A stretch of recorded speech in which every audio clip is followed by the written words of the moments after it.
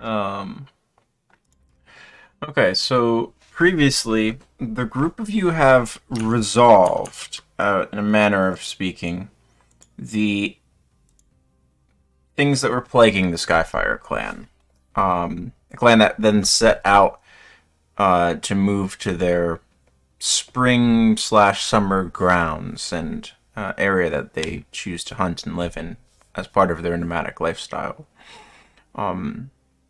And due to your close proximity at this point, when you finished up this job to the town of Armskirk, you made the decision to stop there.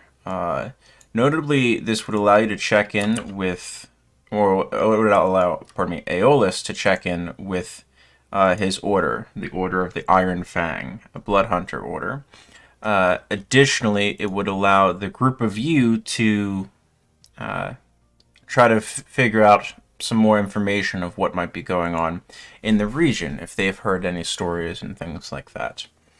Aeolus has a vested interest in also inquiring after Fenthabra, the Amethyst Dragonborn that was sent to help the village of the Skyfire clan, who's not returned.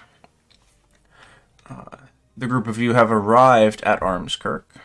Let me grab the description that I've misplaced somewhere.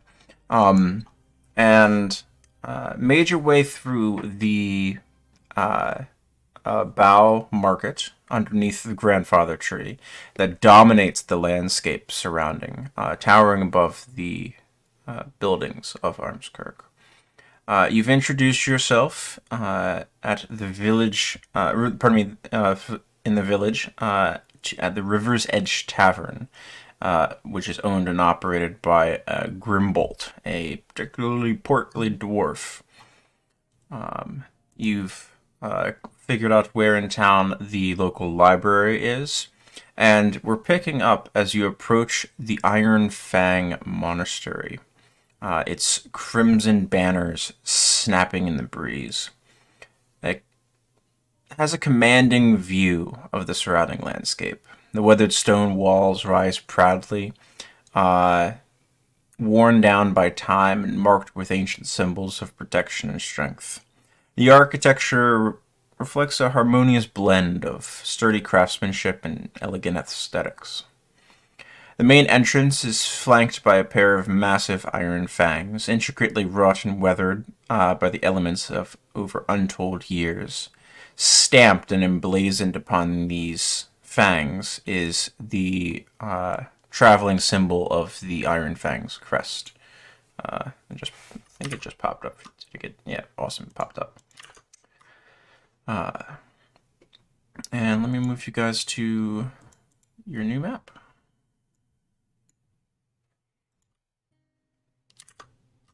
There we go. Oh yeah. Village of Armskirk. And that will allow you to have this handout as well. So that way you can reference it at any point. Now, you had art there at the beginning. Do they have those bluffs around them, or is it more flat? No. The village of Armskirk is set on a small hill, such that from the grandfather tree and the bough market that surrounds it underneath its boughs, there is a slight slope down towards the Sanguine River. It's on a tall embankment, but it's not massive bluffs and cliffs and anything of that sort. Yeah, because It that's is. lovely art.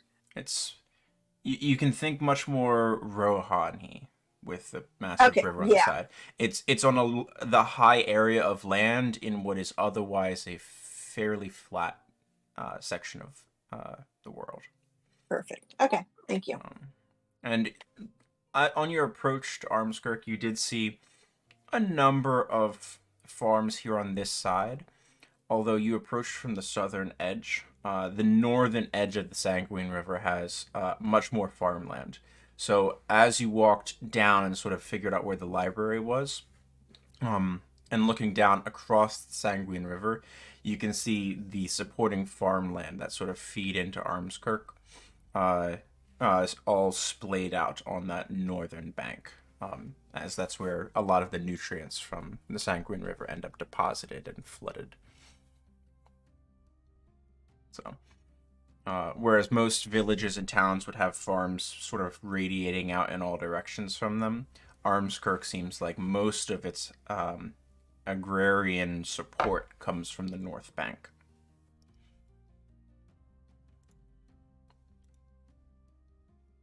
But it's just a good art. And it has a tree in it.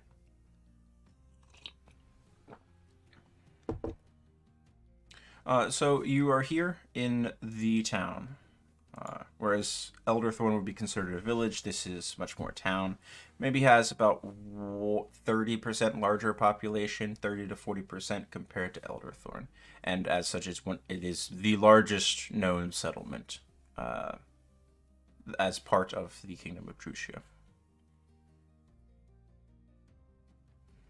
And we're currently standing in front of the Iron Fang You currently monastery. Correct. You're currently in front of the Iron Fang Monastery.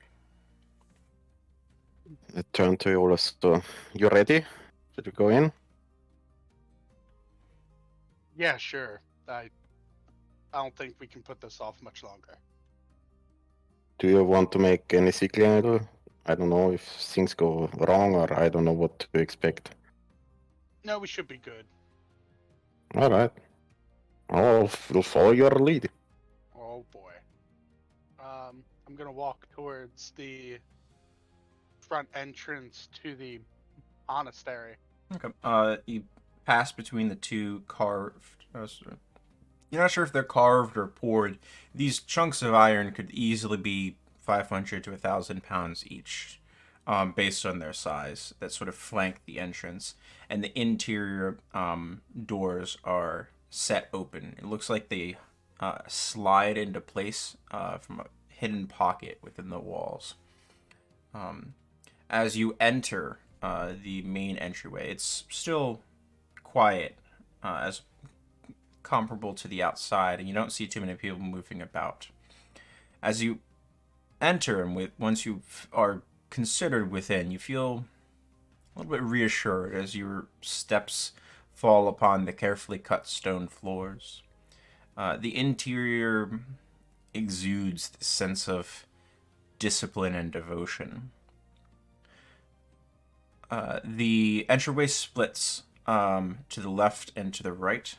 Which direction do you travel? Aeolus is going to lead the group towards the left. Okay. Going towards the left, once you turn, the wall that would abut the exterior has a number of elaborate tapestries hung upon it as installation.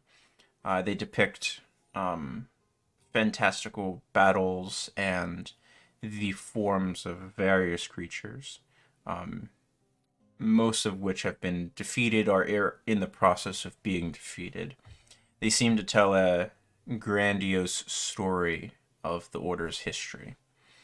You walk about 50 to 60 feet, and there's a few doors ahead of you, two of them, and then a large sort of arched doorway that has the two doors within it opened inwards. When you turn and you look into there, you see a grand chamber and a lot of activity happening through here. You see 30, 40 people gathered in various activities. This grand chamber has two long tables that stretch, would have been parallel to the entrance and parallel to the long hallway that you were in, such that they stretch the room entirely. It seems like the whole back of this structure is this grand hall. The tables themselves are made of stone, carefully cut to be somewhat trapezoidal and sort of slope inwards underneath so that you would have a place to put your legs. And the center of the tables, each about 3.5 feet in height, 3 feet to 3.5 feet in height, there is a trough. And within that trough, running the entire stretch of each of these stone tables is a roaring hearth fire, the flames licking 8 to 10 inches above at all times. You don't see any fuel that's feeding these fires, but it gives the entire room, despite its size, a nice, comfortable warmth. And you see, seated here and there, there's different individuals that have set up almost cook racks that you would expect to see over a campfire while traveling in the wilderness. They've set them over the table and are using this central fire of the table to heat their own individual meals. You see, a few people have gathered together and are playing a game of dice at one of the tables off to the side. It's a bevy of activity, a comfortable hum as you step into the space. A few eyes sort of glance up, acknowledge more people entering the area, and then go back to their activities. No one here is wearing armor. There is heavy armor racks set to your right of the wall, each with a distinct crimson flare to them, whether it be the collar, a cuff, a scarf, a symbol, the emblazoned crest of the Iron Fang somewhere upon it, and armor of various types. What do you do? Okay. I walk over to the closest individual, and I'll try to straighten up to show that I have some confidence. Okay. And I'll ask,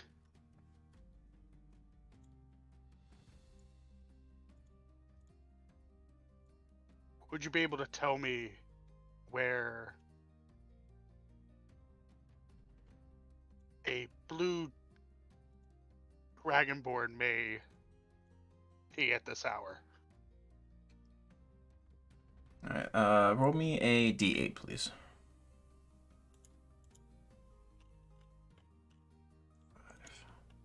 Okay.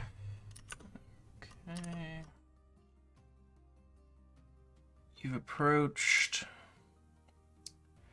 an elven woman.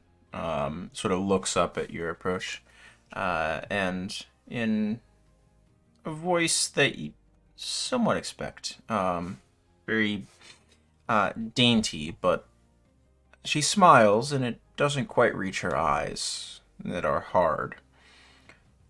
Hello, you mean Krolthos, yes? That's who you're looking for? Yes. I believe he's resting. Would you like me to fetch him for you? If possible. Certainly. And may I ask who is calling and disturbing his private rest? The name's Aeolus. Certainly. I'll be right back, Aeolus. Tend to my stew, please. See that it doesn't burn. And she Sure thing. gets up and leaves by the same entryway that you had just come through. And she turns to her left, which you gather would have been right from the original entrance if she continues all the way. Always the right. Aeolus will start tending to the soup, and will look to Willem, and will be like, I'm doing this, right? Hopefully. I don't usually make do. Oh yes, I can take over, and it does look like a good perpetual stew. It's they constantly have it cooking and add new ingredients. It can be years old, and you just don't want to. I've got this.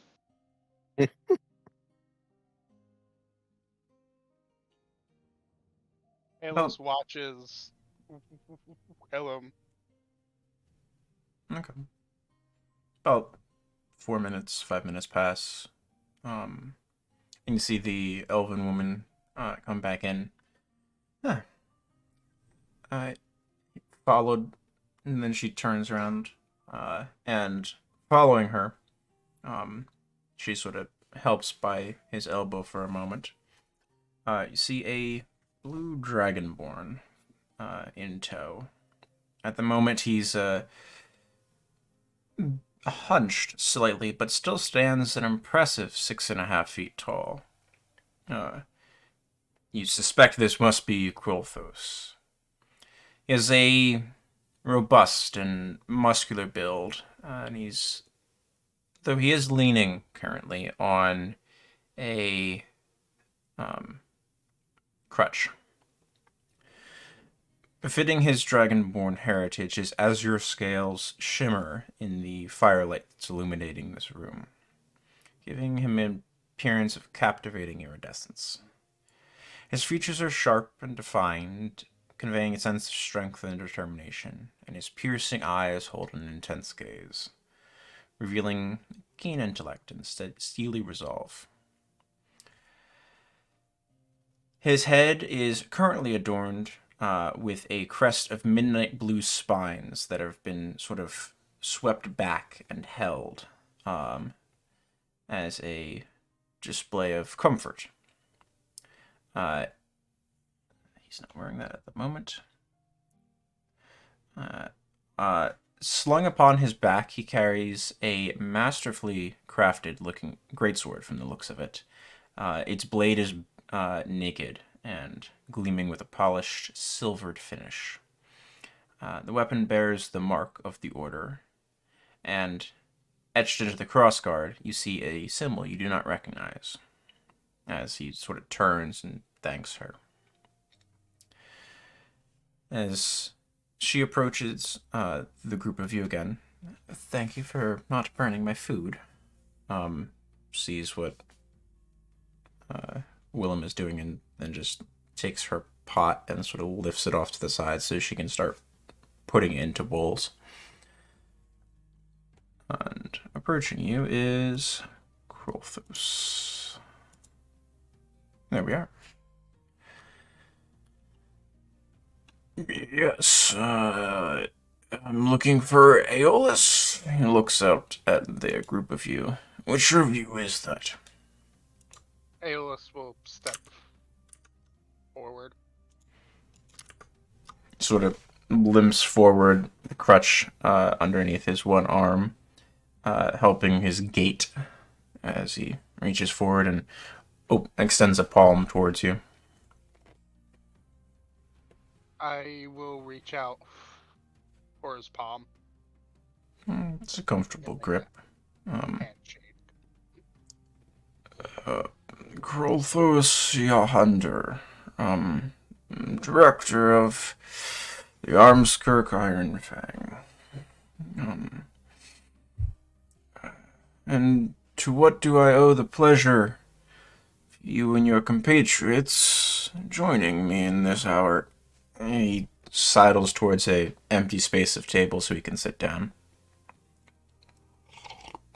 Well, first, my apologies for disturbing your rest. Yeah, it's fine. Just an arrow. I'll survive. We've made our way from Elderthorn. Bit of a hike. And my apologies in advance for Alara. I hope she wasn't rude as she showed up to you. She's not Nope. used to peopling. I can understand that. On our way over, which is an entirely different conversation dealing with creatures and monsters. That's my business, boy. Have you had contact with your amethyst dragonborn? Oh, you mean Fenthbra? Yes. Not in some time. She's assisting one of the wandering tribes. That was the last job she was sent on. Why, do you need her? Does she owe you money? We will settle the debt.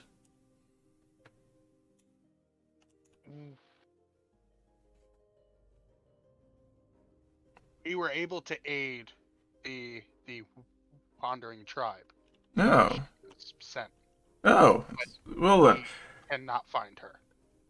He sort of chimes in. Laura! Stop fucking with your soup and go get, Gromac. They did, Fenthor's job. They'll have your payment in a moment. I appreciate, travelers picking up bounties as well. Were any of you looking to join? I'm already actually a member. I've not seen your face previously. Where you say you come from Elderthorn? Yes. And I don't Aeolus believe starts we to have look a can't mention over- Elderthorn. like his armor, his packs, seemingly searching for something. Elderthorn. We don't. Laura, do we have anyone in Elderthorn? She's already walked away. She can't hear him anymore. Laura! I'll ask her when she gets back. He goes over and just takes one of her bowls of soup. She'll be fine. Alright.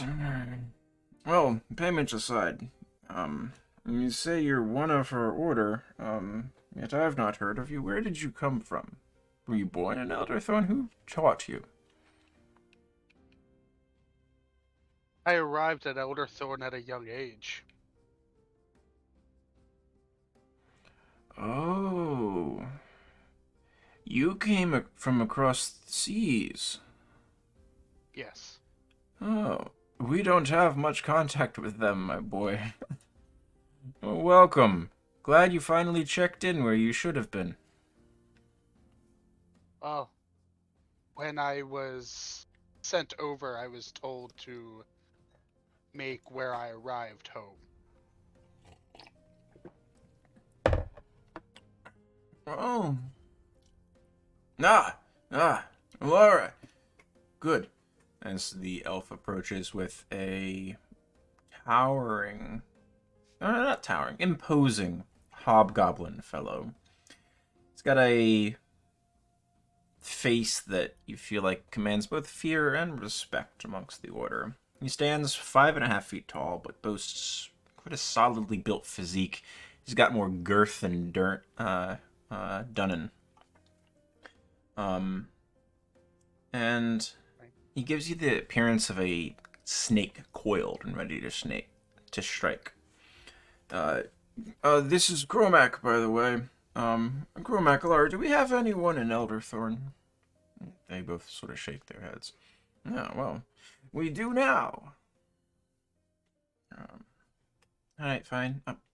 Why are you eating my soup? She goes and eats what she has remaining. Gromax just sort of looks. I'm told I was called for. Yes, they did Fenthor's job. Can you get the bounty papers and payment for them, please? And this is Aeolus. He's one of our members from across the sea. Which means he probably hasn't partaken of the trials here yet. But I'll deal with that in time. Gromax sort of nods. I'll go get the goddamn money.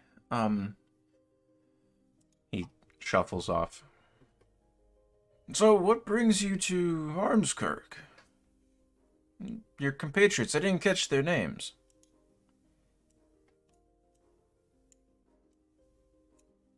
Oh, my name is Stanan Firebeard. And A well-placed yes. name. Would have been real awkward if you were, like, a blonde when you were born and your parents had that name. oh, I don't know my parents, so it was just given to me by, well, Oh, that works out then. whatever. Yeah, Pleasure to meet It's you, fitting. Dunnan. Pleasure, Yep. pleasure. pleasure to meet you too. It will Shake. gladly take that money. It was quite a hard job. We really nasty creatures. Oh, I But want to hear Eros will about it. tell you in due time. Looks at the next of you.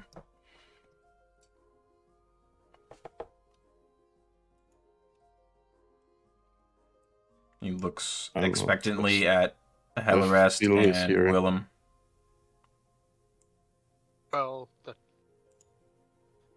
tall one is Hellarest. Pleasure to meet you, Hellarest. The smaller elven boy is Willem. Oh, Willem. It's a good name. You need some food in you, though. Oh, It's funny. He's our chef. oh, he eats plenty. I just don't know where. Yes. Yeah. I That's never true. trust a skinny chef.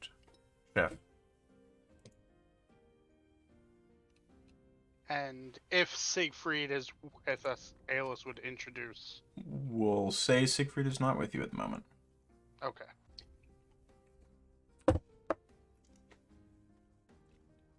And we're called the Bloody Mad Dogs, if you ever heard that name. Bloody if it Mad has Dog. reached Amskar, yes. Not heard of it previously. Sounds like a mouthful, but I like it. Has a ring to it. See? Told you so, guys. It's memorable.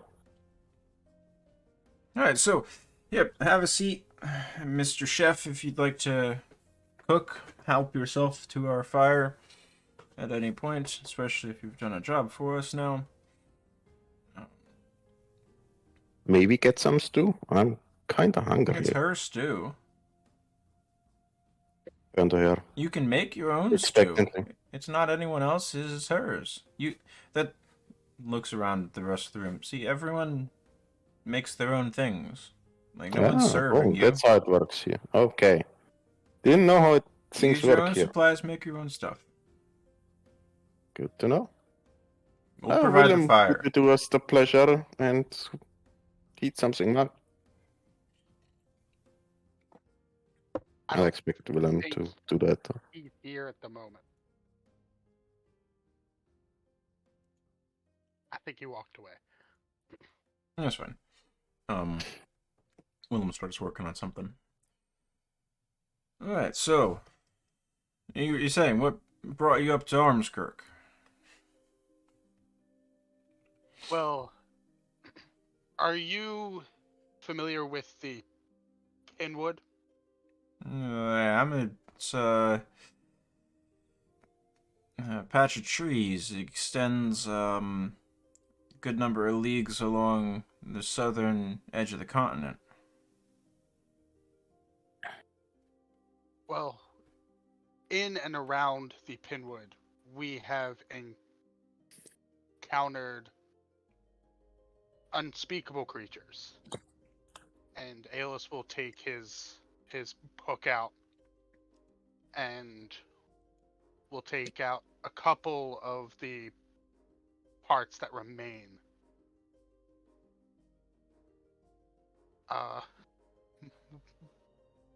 Willem has sketched a number of these creatures.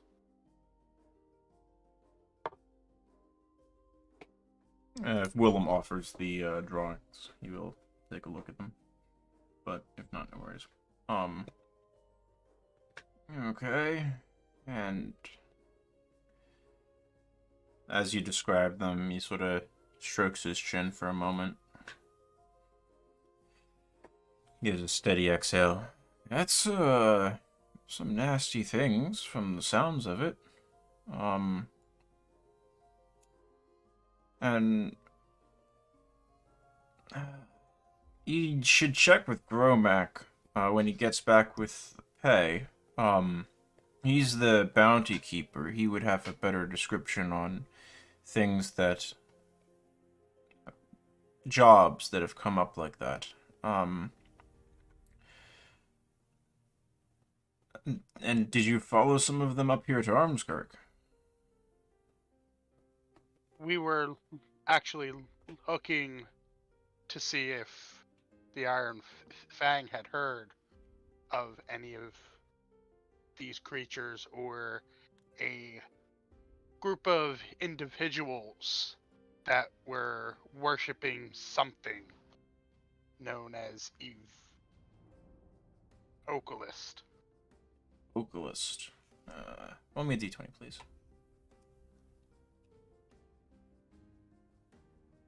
Okay.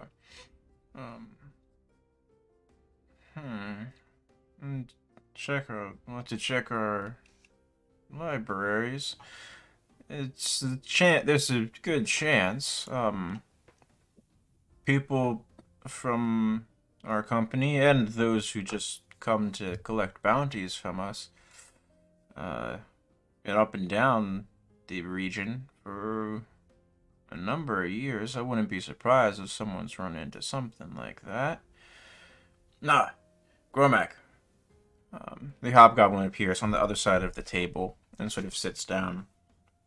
And then has a parchment in one of his hands and a pouch of the jingling gives away the presence of coin. And he reaches directly through the fire in the center, and you can see the fire almost magically parts around his arm and the objects he's carrying, such that it doesn't hurt or singe him as he reaches it over and places it next to Krolthos.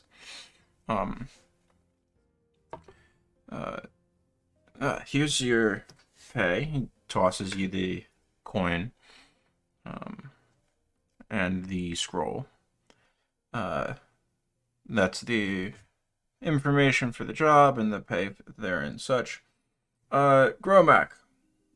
Krolthos describes the things you just described, looks to you for confirmation. Making sure he's describing things like, did you describe the needle monster? Yes. Okay. Did you describe the big crab thing?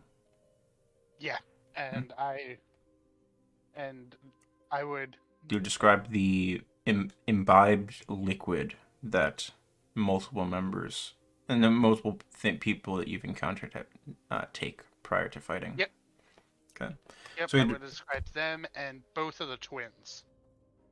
Okay, and the twins. So he looks at Gromac. Gromac, yeah, well, they're not called a needle monster. It's at least not we don't call them that. They go by the name Starspawn.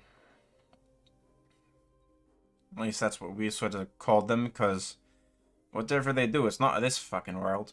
And they also dissolve when they die? Because Yeah. that's what's happening to these creatures. Yeah, pretty common. Barely been able to ever get a decent sample. I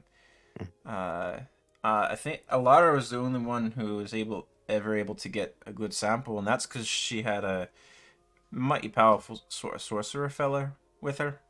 But he's been gone for a while now. I'm not sure where he fucked off to. And those dogs with the two maws, you all heard of them too? That described the dogs, which was our first battle, I think. Krolthos shakes his head. No, I haven't. And nope, sorry, I forgot to give you guys Gromac. Here you are. Gromac says, "No, that's fucking weird. Never heard of that shite before. If dogs can open their mouths like that, well, that's just mighty concerning more than anything else." And they also deserved like this star spawn or whatever it was called. They're also a star spawn? No, No, they dissolved like a star spawn Oh, when they died. Oh, they sort of melted away. That's weird. Pretty weird. Yeah, I mean, no, yeah, not too much sort of does that sort of thing. Very few. We got all manner of beasts and bobs, and hell, we got a few bounties out on people too at the moment. But things that sort of dissolve, they're kind of hard because kind of hard to get the pay for them and prove that you did it. but Mm. Grottos usually don't care. As long as something's done, because if it's not, then we get to put a bounty on you.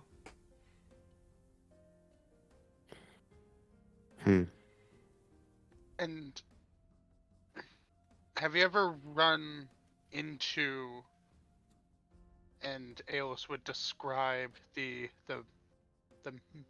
male twin. I forget his name at the moment. Who? The A brother, you mean? Yeah. The twin? His name was with A. His name. Alan? yes. Alan. Alan Kaylee? Yeah. So, the group of you knew their names, so, you describe Alan and give the name. The Kayla twins, yeah, they're not members of the order, but they've picked up jobs here and there. Pretty good. Reliable fellows. Sister's a little bit weird, but, I get along with her fine. Yeah, they were working, at least to the best of our research thus far, in tandem with these creatures. That's concerning. Yes, I don't know if we'll be employing them again or allowing them to accept Well- bounties. You can't. We dispatch them. No. Don't worry. All's well that Twice ends now. well then. At least Joy. as we know, because Alan dissolved as the other creatures we just previously talked about did. It's a And strange form of corruption then.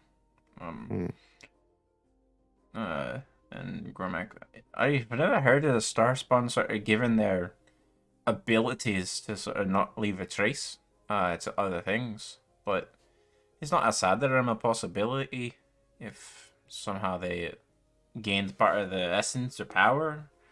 I mean,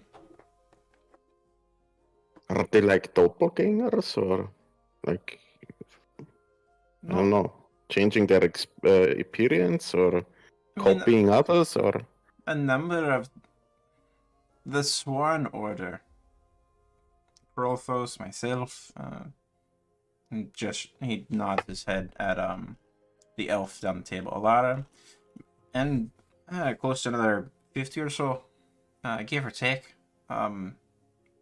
We pull powers from plants, animals, creatures all over the area, Droucia and the Quan, outside of the range of the Drutians.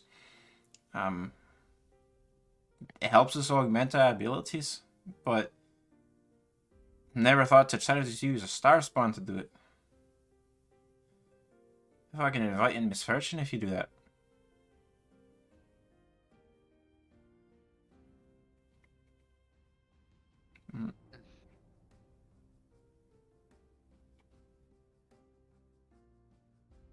So, you mentioned bounties. Has there been anyone else that's complaining about unknown creatures or animals that have reached out for assistance? I mean, we get a lot of those jobs. I mean, in the last month alone, we've had bounties turned in for a few owlbears, a griffin, two sort of burrowing things. I think it was a giant badger, not sure. Either way, he was killed. We had a few bears, a pack of dire wolves. We get a lot. And you suspect those star spawns to corrupt those creatures. Do I get that right? Sounds like that's what you suspect. I mean, we've never seen a creature. The star spawn are their own sort of thing. How do they look like? Like a Could you bear and a describe wolf them have for fur. me? How does a star spawn look like? They always make me think of sort of like a lobster or a crab, but it's got like snail parts that are coming out of various orifices. It could have like squishy tentacles mixed with like a hard shell.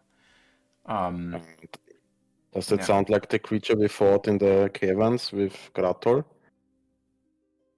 vaguely, S- Similar? vaguely, yeah. They're Mm. usually maybe about 6, 7 feet in height at most. Um, Mhm.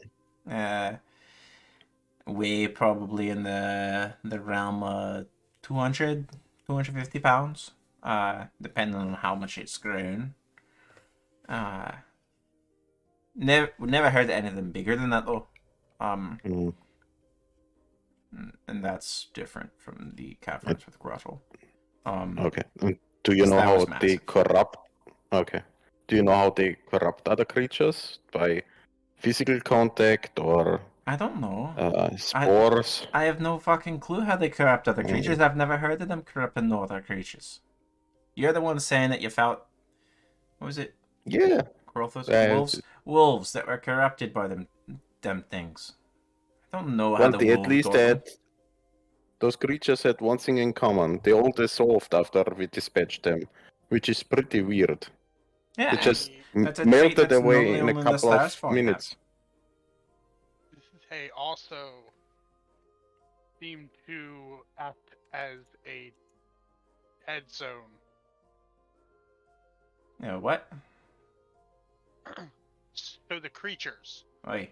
how everything is how did Siegfried put it, is tied to the weave. These creatures are not a part of the weave. They actually block out. Oi, that's somewhat common for the star spawn. They have a particular resistance to magical effects. It's kind of hard to get them.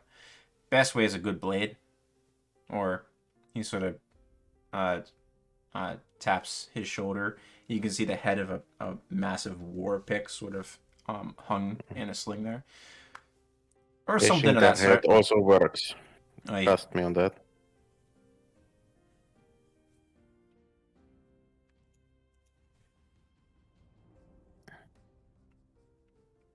Do you have any way of tracking those that are a part of the order?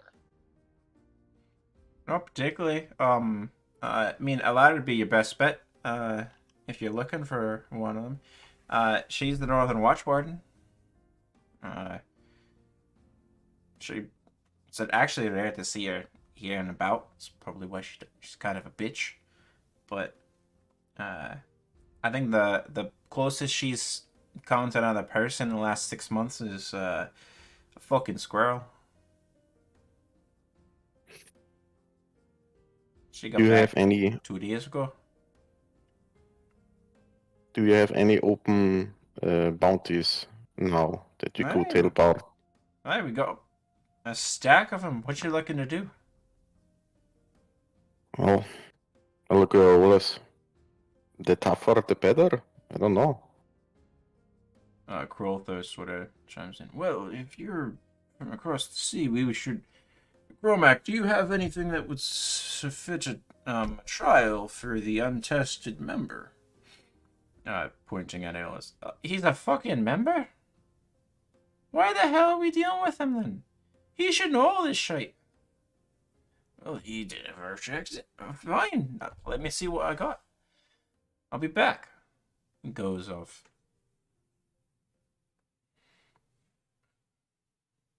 Alright, Do we even know, Eolus, that you had to undergo a trial?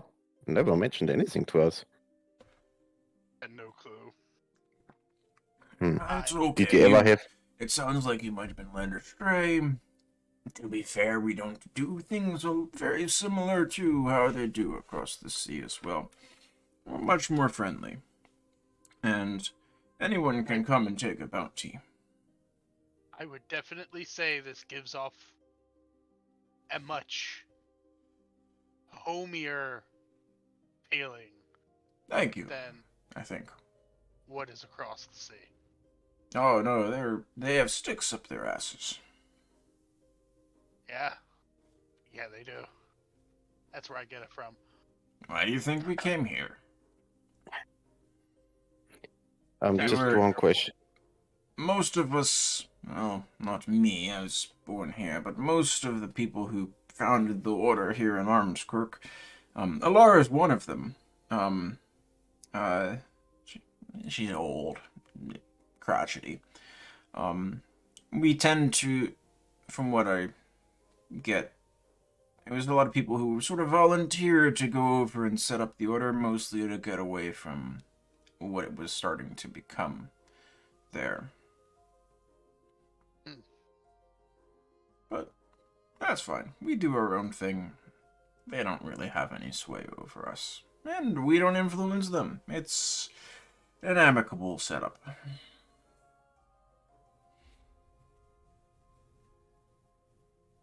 Have you had any dealings with a group? And I'll turn to Tannen. Oh. You mean my old buddies? Uh, Yeah. I was once a mercenary in the mercenary group called the Death's Deniers, and No, my I know that name. They take some of our harder jobs. Haven't seen them for, uh, no, a little bit, not quite a year. Maybe late spring last year. Mm. They picked up some guard patrol job. Seemed underneath them. Pay was kind of shit, but they were about it. They're not members. But they've been pretty good. They have no qualms about picking up hunt and capture, hunt and kill jobs. yeah, Reliable. that sounds about right. Haven't had any. Alara, hey, them death deniers, do they ever fail any of their jobs?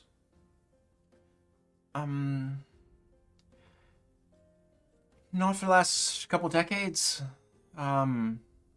Maybe 25 years ago, 26 years ago, somewhere in there.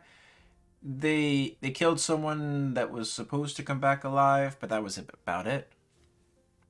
Oh, there you have it. They're reliable people. If you're looking for something done, as long as the pay is good, they'll get it done for you. What did you need? Mm. Sorry? Did you need to hire them? We No, can take the bounty with them in mind. So No. I'm looking for them. We rescued one of my former squad members. I was Grato, the leader of the Death Deniers, was my superior, and Okay. I led a squad, and Land, one of my fellow members, was in quite the bind, and we rescued them. But That's good Grato of you. fled after I had a bone to pick with him, but he fled, and I'm looking for them. But haven't seen them since they picked up that last job. Usually only one or two of them stop by to pick up a stack of bounties. yeah, And they'll come back a few months later with everything that they can get done. I think they were raising funds for something. I don't know. Oh. Yeah. Well, it was While late we're here, spring, we right, could Alara? Yeah, Yeah. somewhere in there. heading northwards, maybe. I will be in 10 days time. Oh. Where are you looking to go? No, they were going northwards. The Death Deniers. Oh, I don't know. The Yeah. guard job was west. Yeah, it was somewhere out in the plains. I think it was like a mining exploration, see if there was anything worth something. Never heard from them again. I don't know if it went well or poorly. They never even picked up any payment that was left with us. No, Do you it went keep- poorly. I can tell you that. do That you was the keep picker. a record of who puts in these bounties? We take the coinage up front. There's no pay after it's done type of thing. We hold it in our vaults. But if we still have the paperwork for the bounty, yeah. But typically we give that to those claiming it, so that way there's no competition. Unless of course they were open to anyone doing the job. Or if we got multiple things for the same job. But they never turned back in, so Gromek would be the one that would have it. Perfect. That'll help. Gromek is sitting back down at the table on the far side. Alright. We've got a few open jobs at the moment. What are you feeling? You want to guard? You want to kill something? You want to kill several somethings? You want Kill to something. hunt down a person? What you feeling? Kill something. Some Right. weird creatures. Or what's the best pay? Just what So it flips the highest through. bounty? Um, You're up for the challenge, Eolos, right? highest pay? I mean, the job's a bit long. As long as you don't mind it, though. Give me a brief summary. Alright, I got an order for a dire snowy owlbear pelt. The pay is 10,200 silver.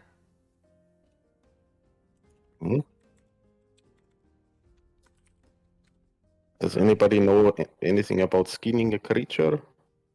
Well, I guess I don't. Now the caveat is they need it by midsummer. And job's still open. No one's taken it yet. And Sounds like a if challenge, Eolos. and if an individual or individuals were to fail a bounty, then a bounty's put out on them. No. If you actively abuse the system, that's when it is. Or if you try to, let's say you kill something, you take the job, you kill a dire snowy owlbear, and then hawk the pelt at the first town you get to because you got a better price, then you're in fucking trouble. But if you fail and the deadline passes, if you took the job and you fail, then you're kind of in trouble. But if you failed, you're probably dead anyway. So, not really much we can do about that.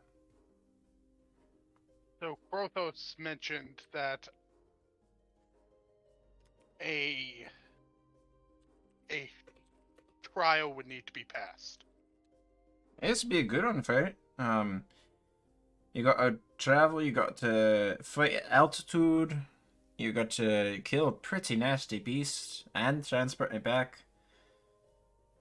I mean, not the meat, just the pelt. Although, pelt like that, the right size, you're probably looking maybe 200 pounds of pelt. That sounds about right. I think we're gonna take that job. It's a lot of money we could use. That's a lot of And money, but do we have the time to step away from our current problem? And he sort of flips the stack of bounties back over. So you Doesn't still have the sound paperwork too hard. for the mining job that the Death Deniers took? Death Denier. That would have Card? been last year sometime. Don't think so. It would because it was a single group that didn't want multiple people. They wanted a single faction helping, so that cut down an infight and stuff like that. or at least have someone to discipline infighting that wasn't part of their company. No, we gave the bounty out to them to claim upon completion. It's supposed to be a 2.5 month job. Would They you never came happen back to to know- claim it. Would you happen to know who placed that bounty? Who requested it?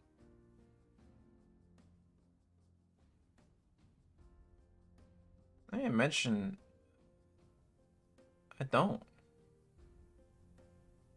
Because Sort of shakes his head that for a moment. No, no. I had the bounty. I remember the papers in front of me. And I figured, they're the largest group that sort of comes through. So I offered it to them when they came to pick up some other ones. They liked the sound of the job, and that was it. They took the paper. so No, I don't remember how we got the bounty. Can I make an insight check? Sure, go for it.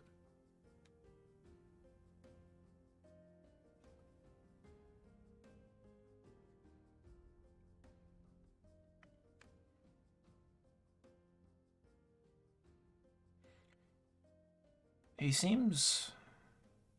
Dunn, you get the feeling that he's genuinely confused as to why he doesn't know. He expects that he should know, and something's like sort of not sitting right with him as to why he doesn't know this. Right, okay. Just squint my eyes a little. Yeah, Hmm. you can see his brows sort of furrowed now as he's sort of trying to rack his brain. Who the fuck got the bounty? well, I don't know. I'm gonna If try you to figure this out. Yeah. that bounty, that job, Right. Yeah. it was it involved Alon and this worshipping of vocalist. Well, they were also dumping some Roll me the D20. crystals, corrupted crystals into the groundwater there, which in turn corrupted the lands around the area and made the people sick there. So would be nice to know who put up the bounty. Aeolus, sort of chiming in, quiet that none of you actually realized she sat down right next to you. Alara chimes in. You mean Ivilcest? That's about right. Whatever you're doing, you shouldn't be messing with those powers. That's dangerous stuff. To my knowledge, we're trying to stop whatever is messing with these. Do you have any more information on it? Ivilcest is said to be an ancient leviathan. That's the legend. And has a twin brother. One of land, one of sea. They cared Lord? not for anyone but themselves and each other, and consume anything that gets in their way. That would be the name of the twin brother.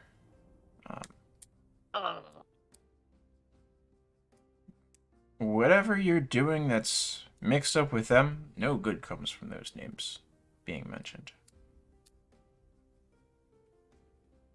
And that's the legend, anyway. They were supposedly defeated and banished. Their powers stripped from Aquan millennia ago. Well, Alan was trying to get back at least one of them. Those evil classed, you Yeah, said. and we fought a creature that Alon was able to summon was a crab. A big, huge fucking crab. It hurt a lot. Oh yeah. Never known any stories describing the twins' appearance, but So like they don't appear as like a reptilian eye or anything. I know about. Okay. No idea what their eyes would look like. Eyes? I don't know. But there's no descriptions in the legends about them physically. Just feelings. A sense of foreboding and hopelessness. Any difficult emotion said to overwhelm you with their presence. Aeolus will turn to Tunin and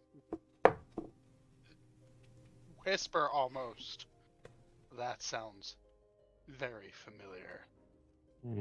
Yeah. It does. If I understand Krothos correctly, you Yes. also were from across. No, I was born in Droucia in the very early years of it. Alara came across the sea. Sort of rolls her eyes and stop telling people. I don't want to speak about it. Yes, I'm not from Aquan. What do you need? I'm not either. Congratulations. How much do you remember of the Old Order, if you were a part of them? Stuffy. Kind of rude. Very by the book. Never let any outsiders help with anything. Not pleasant. That suffice for you? Yeah. Don't worry. Sort of looks around. This place is pretty good. Got a good thing going here. And you don't have to deal with their shit anymore. Now, I really don't want to be dealing with your shit anymore. Krothos, you owe me soup. She gets up and strides out of the room. You see as she crosses by the armor rack that's near the entrance. She picks up what you assume is hers, a leather tunic and traveling cloak, and a very finely made looking bow, along with a quiver of arrows that were hung on a peg there. And she strides out to the hallway and out of sight.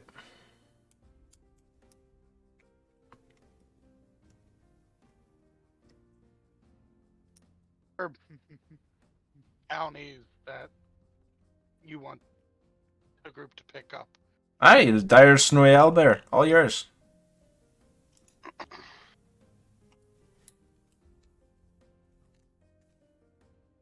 And we would have to go up north? Oh no. You mistake. You'd have to go west. West. Aye. Yes. The only place that we've known to find him.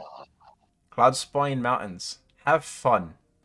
As he reaches across and slaps the paper down on the table for you. Is it all the way to the west? Like farther than Eldersworn? No, well, you can't cross the Cloud Spines, they're too tall, but among the lower peaks on the eastern side, you can find some of them. It'll bring us closer to Elderthorn. Maybe. We were planning to go anyway, right? Yep. Well, might as well do some jobs and pick up some money on the way. And besides, you need to undergo a trial, as it seems. Yeah. What other bounties are there for us to see if we can pick up multiple to complete along the way? Oh, I like your spirit, Eolus. He sort of flips through them. Only other ones we got right now, in that direction, supposed to be, some happenings. It's just what it's described. Happenings, near the,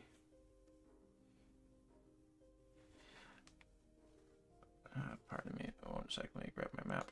Sorry. Some happenings south of the Cobalt Lake. What's described about the happenings? Not much. But the bounty says figure out what's causing the happenings and stop it. Pay What a great is description. 1550 silver.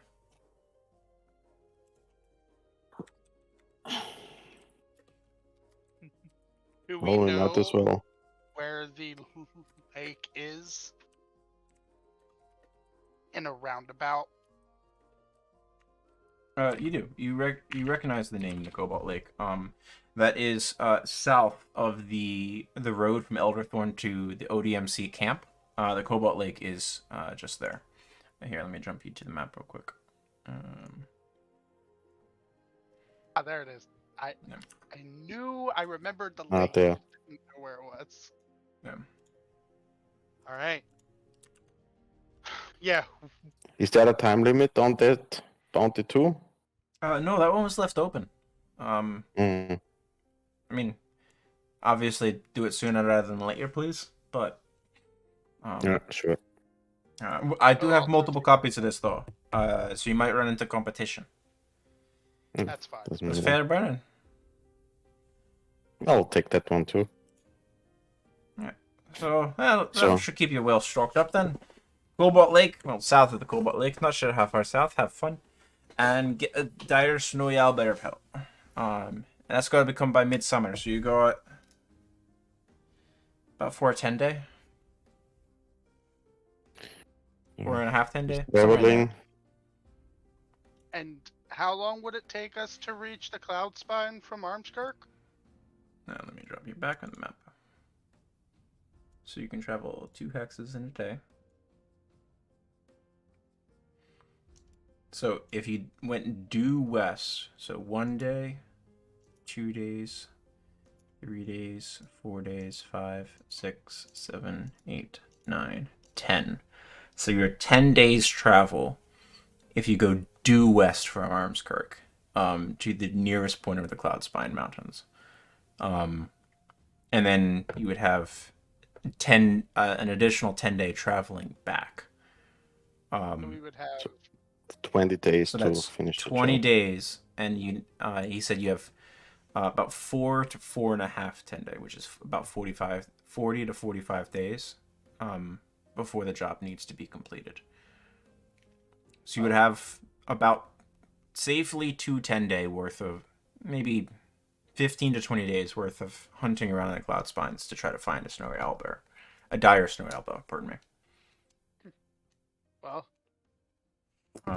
Now, if you taking that. wanted to make a detour to the Cobalt Lake, so from here, that's 1, 2, 3, probably at least 4 days to and from the area of the Cobalt Lake to investigate any potential happenings, whatever's you're supposed to figure out there. So you'd have 8 days to get back. But if you made a full circuit, you could go, or so 1, 2, 3, 4, 5, 6, 7, 8, 9, 10. So it'd be 10 days to the mountains. I think I counted wrong. I think it's 11 days. 10 days to the mountains, 4 days south to the Cobalt Lake, and then 11 days back. So you'd be looking at 25 days of travel to make a full circle. Assuming that you all don't assuming- stop in Elderthorn for a night. Or sorry, you would Assuming- stop in Elderthorn for one night. And assuming we go by foot, right? Yes. How much money did you get from the job for killing those icy creatures? You haven't looked in the pouch yet. Can I take a quick look? Take it from Aeolus, open it up. Inside are 100 gold pieces. Which is like 1,000 1,000 silver. silver pieces. Yeah. Would we be able to purchase or at least rent some horses for that amount of money? To travel a little bit Sure. faster? You would be able to. You know, immediately offhand, as long as there's horses to rent, you can probably do so with this much money. Make me a survival check, though. Okay. We, rather than horses, because renting them, I don't think if we were to go to the Cloud Spine, they wouldn't be able to survive. Make me a Trekking survival up check, mountains. Aeolus. Well, we could leave them at the mining camp there or at the 10 was the DC. Your check's just good enough. the lodging camp, sorry. Yeah. Could leave them there. You are correct in your assertion that the horses cannot traverse the Cloudspine Mountain. The peaks are too sheer, and the temperature, once you get to higher altitudes, is just too much on horses. It's one of the reasons the Cloudspines are considered impassable. While I think renting horses would be a faster means, we would have to stock up to survive the colder temperatures. And stepping out of the way to bring the horses to the logging camp would just add more days to a time-sensitive. Yeah. I mean, the logging camp is besides it's the spine. it's a day's travel out of the way. So Yeah, you'd add it's- 2 days to a circuit of 25. And we would probably like And horses would cut half the time with the Yeah. horses. or Yeah, I was going to say maybe we're less. cutting off a lot of our time sensitive Yeah. The horse by riding. Yeah, the horses, as long as the terrain is favorable to them or there are trails made, then you move at double your speed. So you would have 5 1 days day, to the 12, 2, 3, 4, 5, 6, up there, 7, 8, 9, assuming you rest in Elderthorn, 10, 11, 12 because you're going through the Pinwood with horses,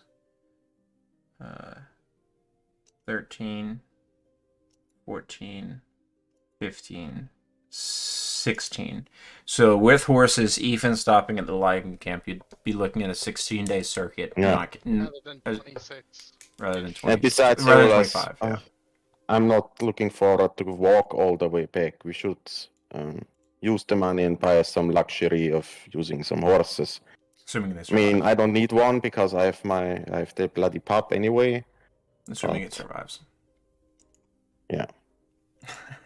And even if not, we could go on by foot. So, and I don't looking forward on walking all the way back. So, it's much faster by using horses.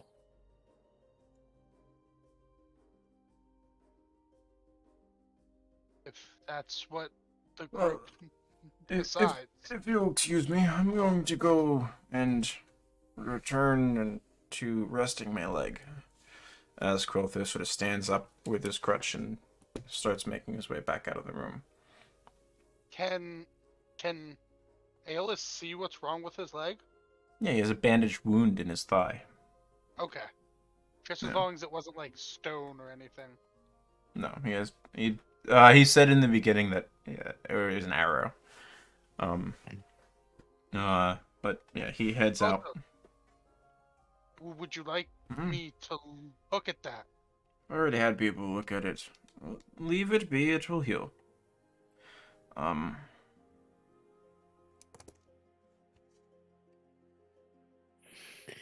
Where would we be able to rent some horses here in Armskirk? Is there like a place to go? Like stables? Across the square, the Merchant Guild, they'll likely have something, a little bit of everything. They have representatives all through Bow Market, but they do most of the buying and selling through here, especially mean for travelers. Opulent Depths Merchant Guild? Aye, yeah. Ah, alright. They do a lot of importing from abroad, and the storm strings. But if anyone's got horses to buy or pack mules, even that'd be them. Short of trying to buy it off a farmer. I mean, you could try, but the price might be higher. I don't Well, know. we need riding horses, not working horses. I think we try the Merchant Guild. Well, I think we are done here, right, Eolas? Or do you need any more informations? I think our route is clear. Yeah. 20 gold. And to we have each to of you. report back in Elder Swan anyway, so... I will add that to Siegfried and Willem's sheets.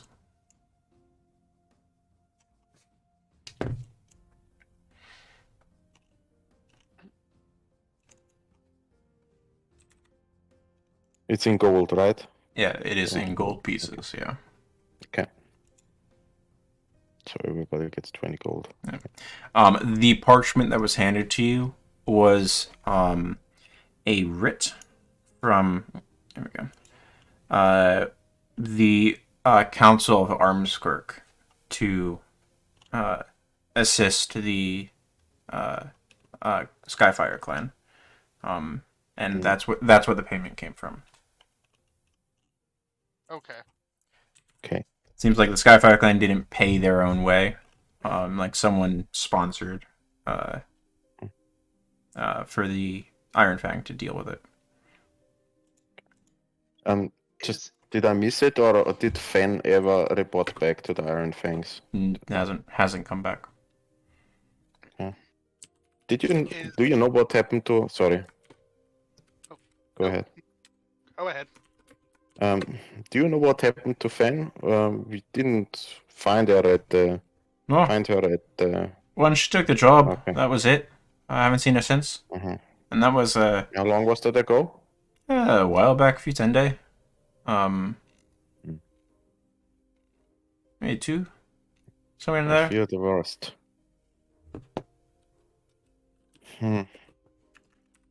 Oh, maybe she makes it back, but I feared for the worst. If she makes it back, she's not gonna be one very happy camper. I mean, if she makes it back, I'm sure she'll be happy to have made it back, based on what you've said.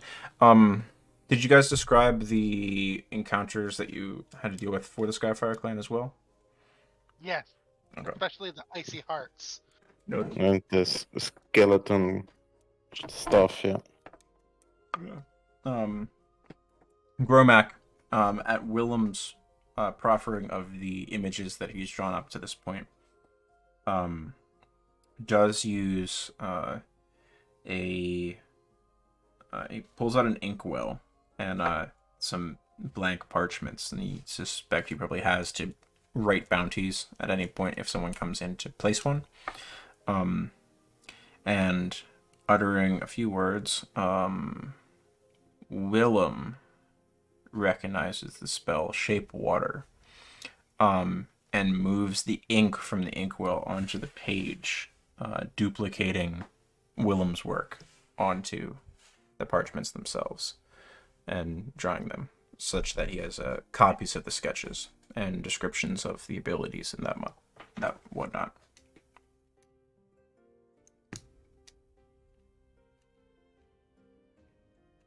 I'll add these to the repertoire. Let's see if anyone else has ever heard that anything similar. Might you come across any other informations about those so-called star spawns? Please be so kind to share them with us. Sure, where are you The next time staying? we see. Well, for now at the River Edge Tavern, but I think we're gonna pick Ah. up the horses and You all overpaid. ride. Grimbolt loves to overcharge travelers. Yeah, well, Yeah, we're I aware. kind of felt cheated, but yeah. Yeah, he looks happy and cuddly. Don't trust it for a second. Oh, I thought I was just nice to him because he was a fellow dwarf, but well, You don't care about I that kind of shit. felt ripped off. Yeah, Yeah, no. whatever. I mean, it's a comfortable place. Just maybe worth 70% of what he charges foreigners. Especially if you look like you got money. Mm. Good to know for next time. Yeah, thanks for the Oh, heads up. he never forgets a face. Trust me, next time you show up, he'll probably charge you more. I'll remember that. How much did we pay? Do you remember, Jonas? I can't recall. 2 gold each. Yep. Oh. Yeah, 20 silver. Yeah. Yeah. Not cheap. Alright, well, I hope if at least the food is good. I'll double check what else we got on he shifts through the descriptions and images that he got from Willem and the notes he took from the abilities the group of you described. I'll shift through this, see if there's anything. I'll let you know. Paid up front. And Dan is kind of cursing a little bit because he paid Grimbold up front for 3 days or so. Well, I we know where better to get find those you. horses. We are on a tight schedule. Gromac Come on, let's go. stands up and heads off to presumably look through the order's notes.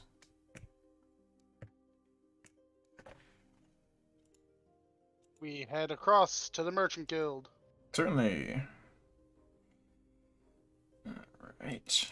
Let's take our mid-session break here as well. Yeah. Called about 7 minutes. Fine. All Okay. right. Okay, Alright. see you in a bit.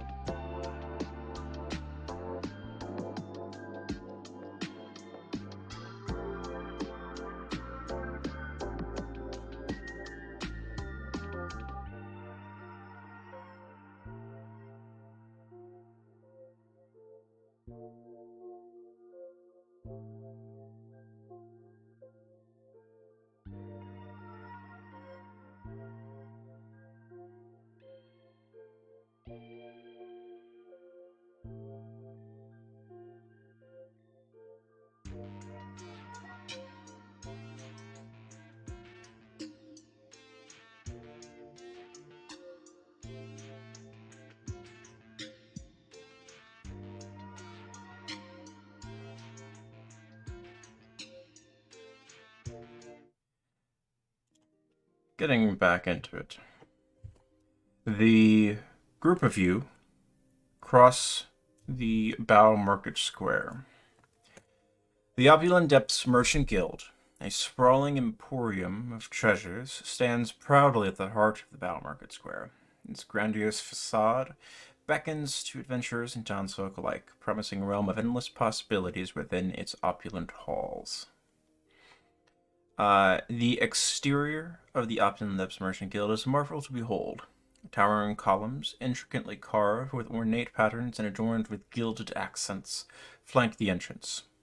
The entrance itself is a set of double doors crafted from what appears to be rich mahogany, polished to a gleaming shine, not native to these parts.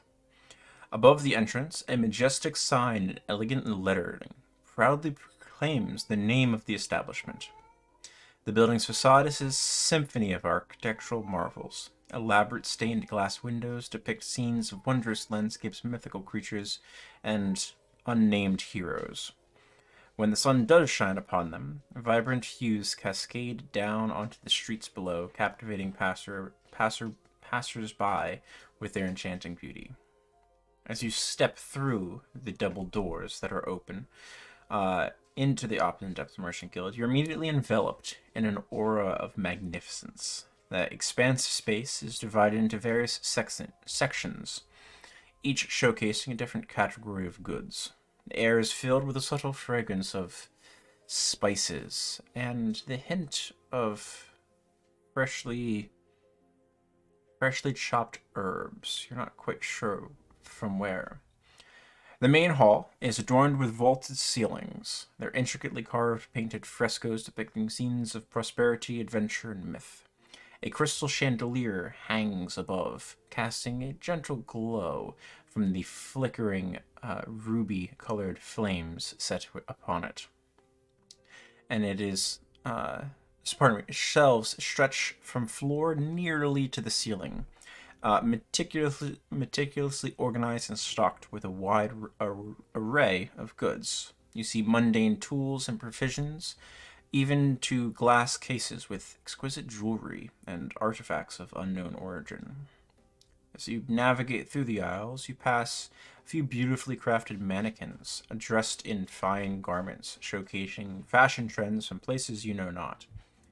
Elegantly designed glass display cases house trinkets here and there, gemstones, and curiosities with different sigils placed upon them.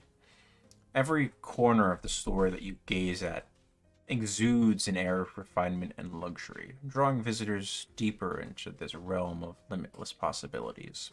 There are people milling about here and there that, due to the opulence of this shop, this guild front, it's very difficult to look like you belong within this space, and every person you see perusing the shelves seems out of place in this grand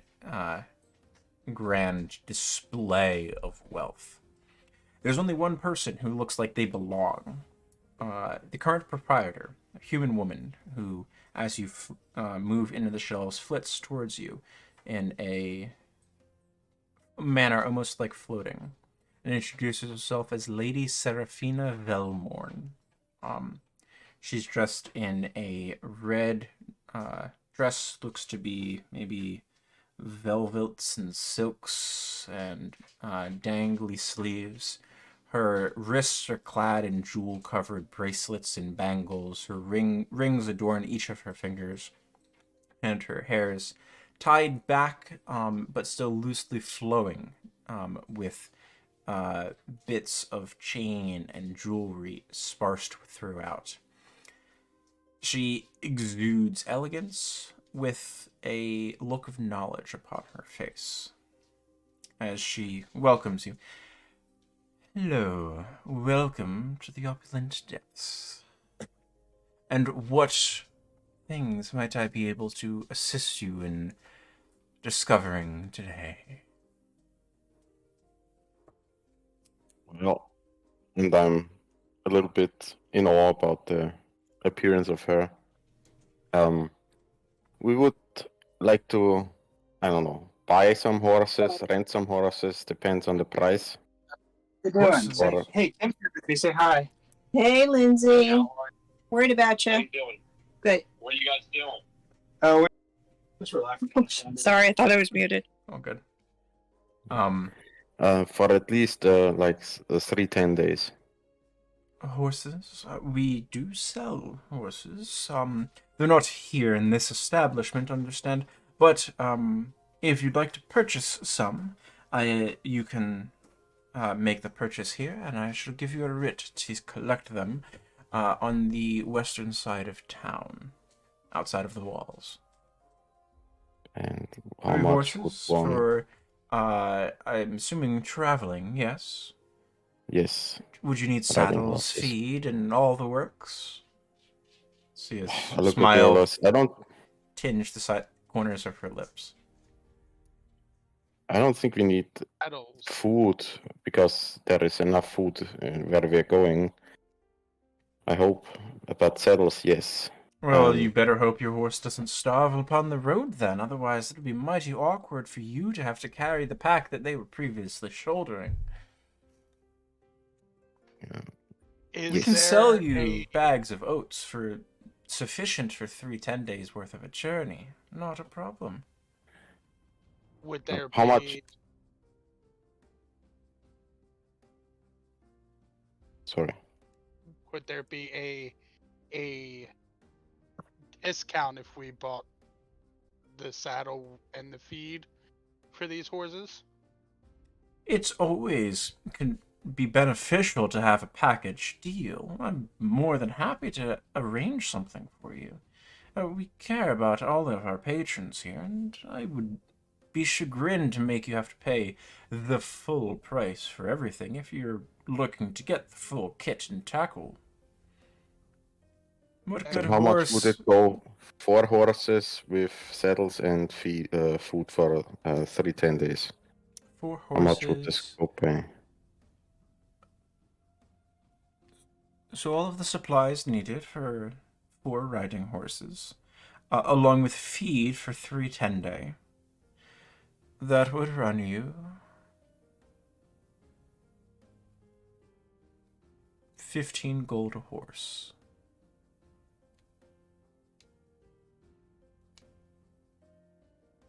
That would cover Well, everything. sounds about right. 150 silver each. Can I pay No. in gold? More than welcome to accept gold payment. It's not too often that the coins come through, but we're happy to have them.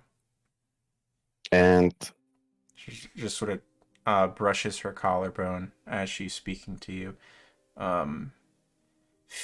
You feel like she's flirting, but not with you. With the idea of a sale is the feeling that you're getting. It's a very strange feeling. You feel like a third person in the interaction between her and the sale. I reach out into my pocket and take out 2 platinum pieces so that she can't see. And I take her hand, open it up, place the 2 platinum in there, and say, I better hope these are the best horses there are here on Equan. And I just say, keep the charge, keep the rest. And I close her palm with my hand. No. And that should Pulls her cover hand mine. back and opens her palm and looks. Why, of course.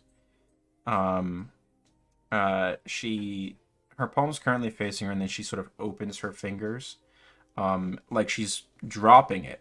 And you see the coins tumble for the briefest of moments, and then vanish out of her hand and into thin air. They shall be the greatest horses you've ever seen. So that covers the first horse. Yeah, and I'll turn to Willem. It's on me, your horse, Willem. I got the bloody puppies, But I just want to pay you for all the cooking and... You have a bloody puppy. Would you like some fine lye shampoos? Excellent for dogs. We have them. Oh no, thank you very much. It's more a magical creature than a nature, It doesn't care about appearance. I love intriguing patrons. Very well, I bet you do. That's the first horse.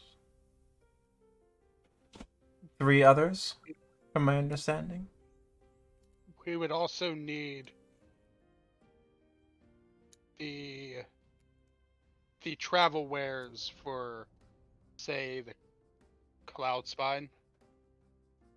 Certainly, I'd be happy to provide you. That is on the leftmost rack towards the back. All cold weather gear. On discount right now because we're moving into spring. Maybe To also some outfit. pythons. You said 4. My apologies, Master Dwarf. You said you have a riding dog, from my contextual understanding, and yet you Correct. purchased 4 horses. Is there a 5th of your party? There is. Ah, Yes, understood. he's currently Then somewhere else. the cold weather gear for 5 members would run you 6 silver apiece. It's a little bit bulky, but it would keep you from dying. It's preferable. Aeolus puts 20 gold pieces down on the counter. 20 And- gold pieces? Okay, for the horse. Yeah. And so you said 15 for 15 for the horse, and that covers another 50 worth of silver. 5 members, that'd be 30 of your silver occupied for your cold weather gear. You would have another 20 silver credits remaining. Do you have some You still pythons need and 2 more climbing gear? horses. Climbing gear, so- noted. That takes another 10 of your silver off. Climbing gear, sufficient.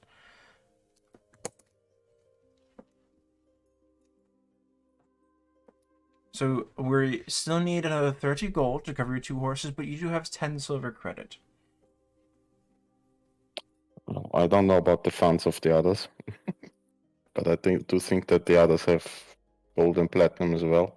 Well, yeah, and we also have a bunch of money that is listed in the party loot as well. Let me pull up the party loot. Party Costs. loot. Yeah, you do. I believe all of the gold was split up. All right. Do you want me to knock off the 49 gold was split up, correct? Yes. Yes. Okay. So you would need another 200 so you have 10 silver credit, so you need another 290 silver. So hold on, let me make this 243, counting for your credit, and then 943. So that covers 2 horses entirely with 0 credit remaining.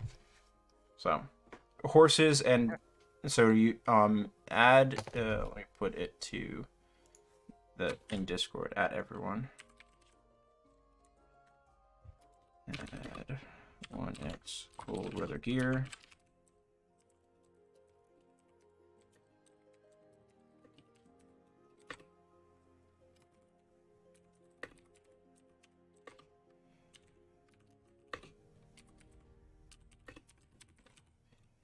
"30 days horse rations, riding horse, climbing set." There we go. That should be that.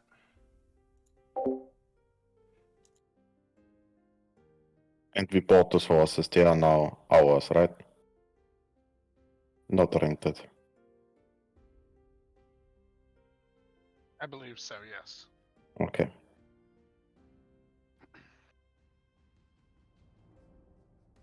So we gave the ale or the rum to the Skyfire clan. The You ale. gave the ale. You still have the rum. Okay. Oh, ale. That's a good point, Aeolus. We should restock on our ale supplies. We'd Do be we have happy any to sell chance you some some ale? ale. Of course, we have everything. And far better price than you'd get across down the road at River's Edge. That crook. Yeah. Yeah. Tell us about it. So how much ale would you like? We sell them by the gallon, half gallon, and higher. mean, Probably a you're taking cask. riding horses. A cask would be a bit large for riding horses. A half cask would be manageable for a horse. Although you might need 2 of them to balance the load. Although Do you would not not be able worry to about ride upon it.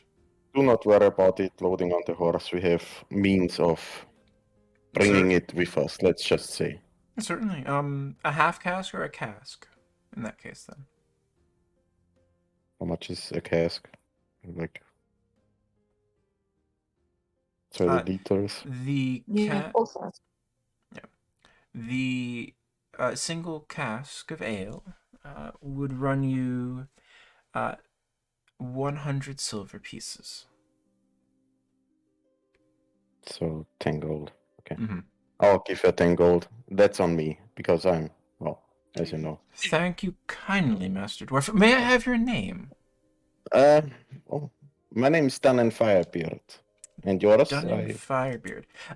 No. My apologies if you didn't catch it previously. My name is Lady Seraphina Velmorn. I'll put it in chat. Pleased to meet you. And I don't nice have a handout being for doing business with you. her. Are you the owner of this establishment?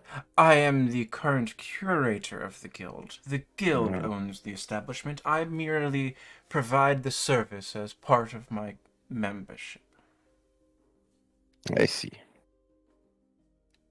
Well, you're doing a great job. Would you happen And to great have service. any stronger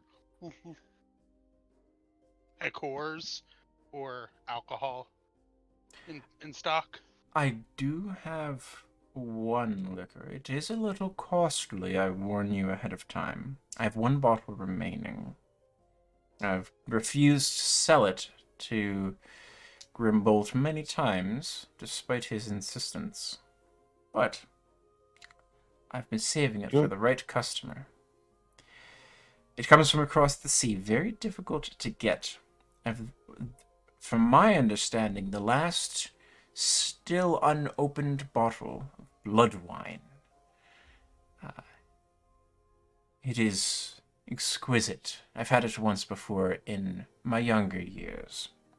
And while I do enjoy the taste greatly, I find myself a preference of other types.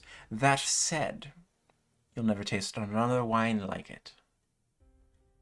It is made with dark ruby berries that grow wild on some of the cliffsides and mountainsides from across the sea. It is exquisite. The bottle itself, however, is 200 silver.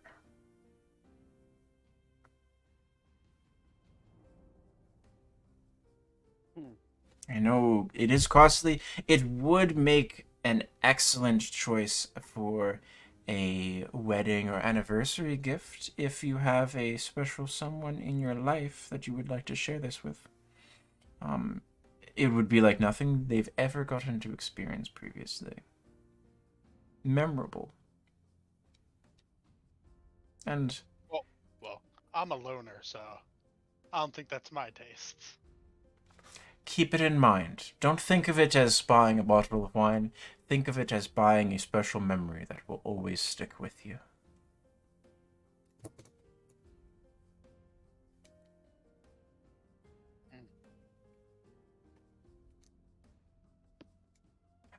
Are you Condon, perhaps are you interested? a wine connoisseur, monsieur?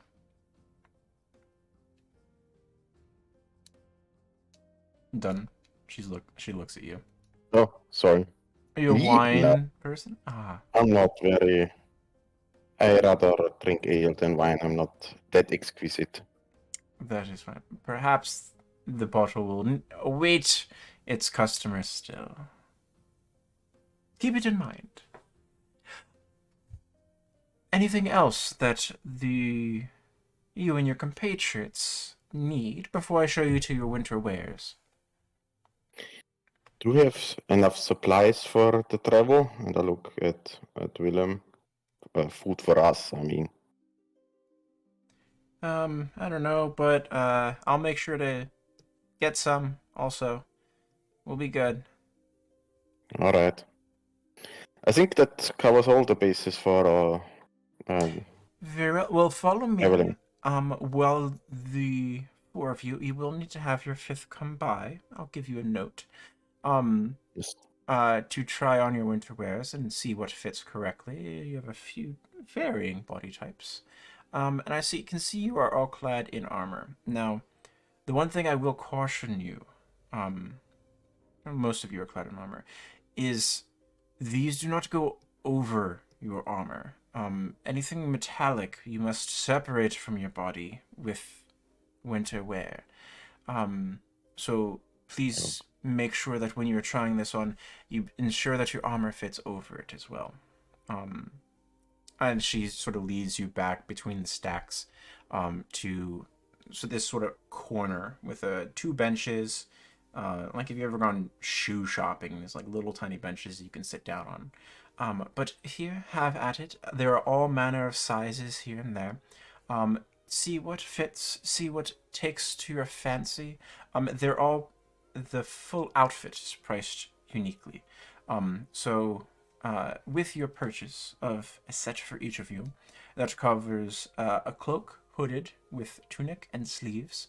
It covers breeches, boots, and gloves.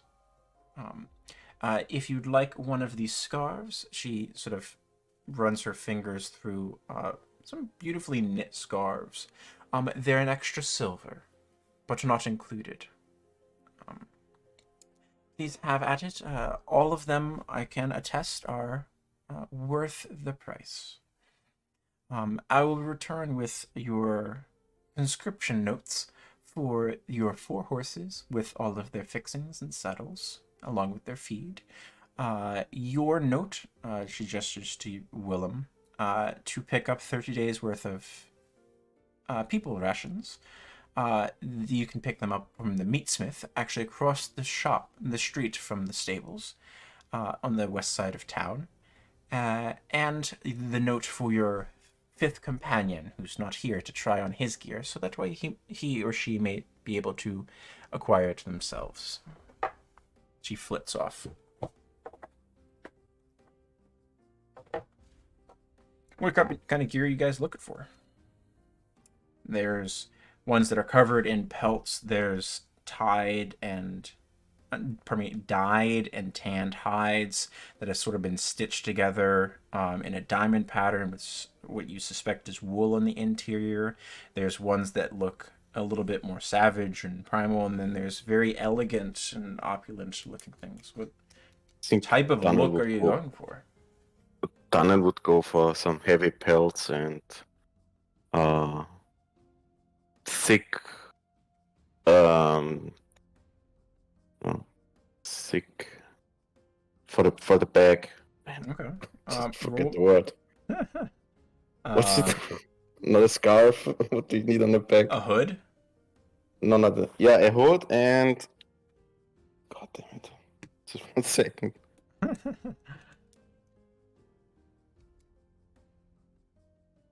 A cloak, man. A cloak. Oh, okay. Yeah, sure.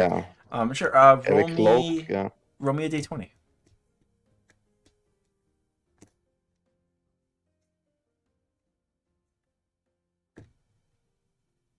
Okay. You find a mostly brown pelt that's sort of shaped into a tunic. Now the sleeves themselves have a very thin layer of fur on the outside of them, but the sleeves are connected across your shoulder blades in the back. But they are just sleeves and then sort of tied in the front. So you can put on the 2 sleeves first, and then the tunic of the cloak sort of goes over top, hangs over your shoulders, down and across your chest, and then laces along both sides of your ribs. It's almost like a vest and sleeve combo, where the sleeves and the vest are separate parts. The vest itself, like around your torso, has this thick fur on it. As you look at the tag, it reads elk hide. and the thickest part of it is right along the center of your chest, and then you feel along the center of your back as well. It looks like maybe it was made out of two separate pieces. It's quite comfortable. Once it's sort of laced up with the assistance of your companions, it fits fairly well, and then you work on donning your armor.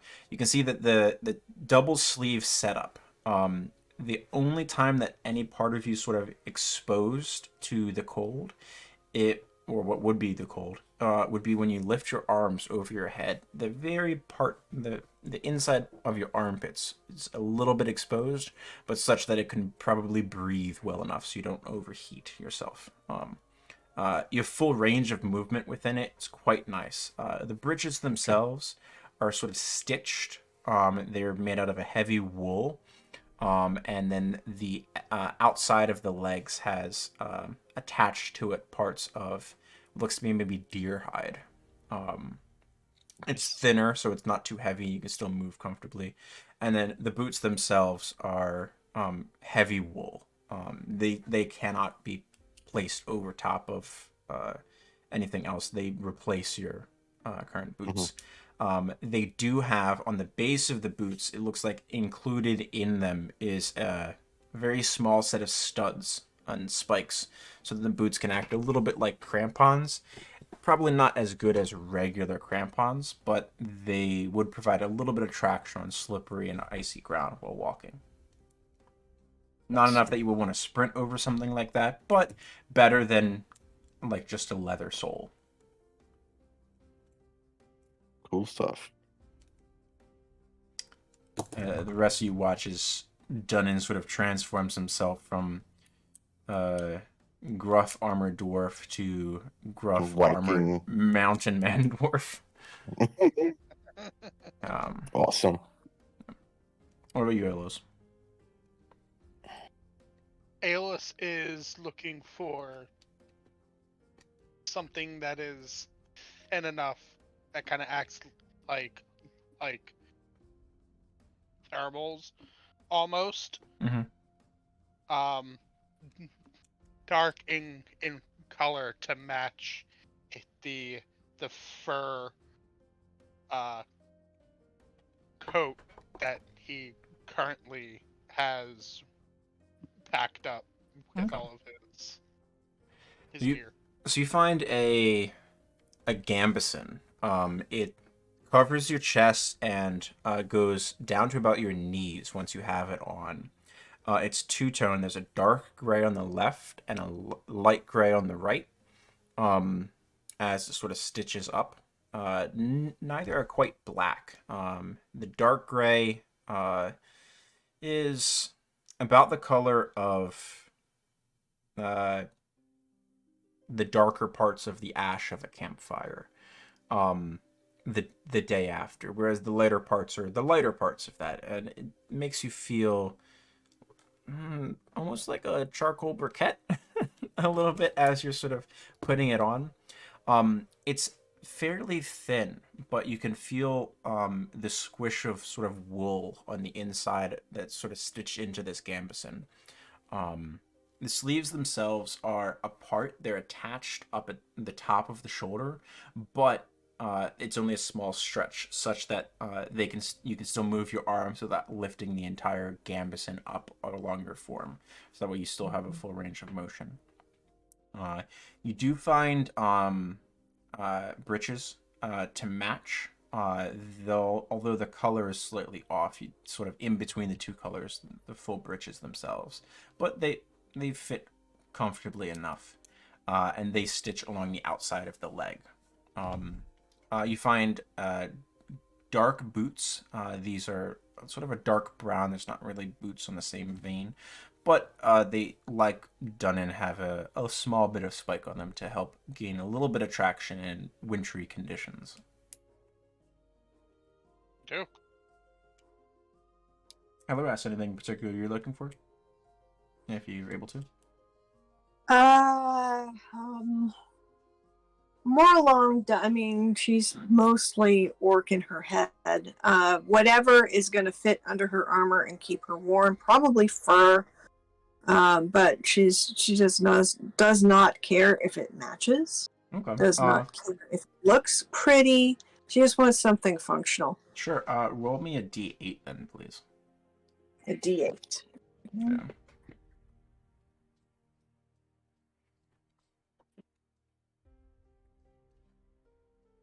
Seven. Okay.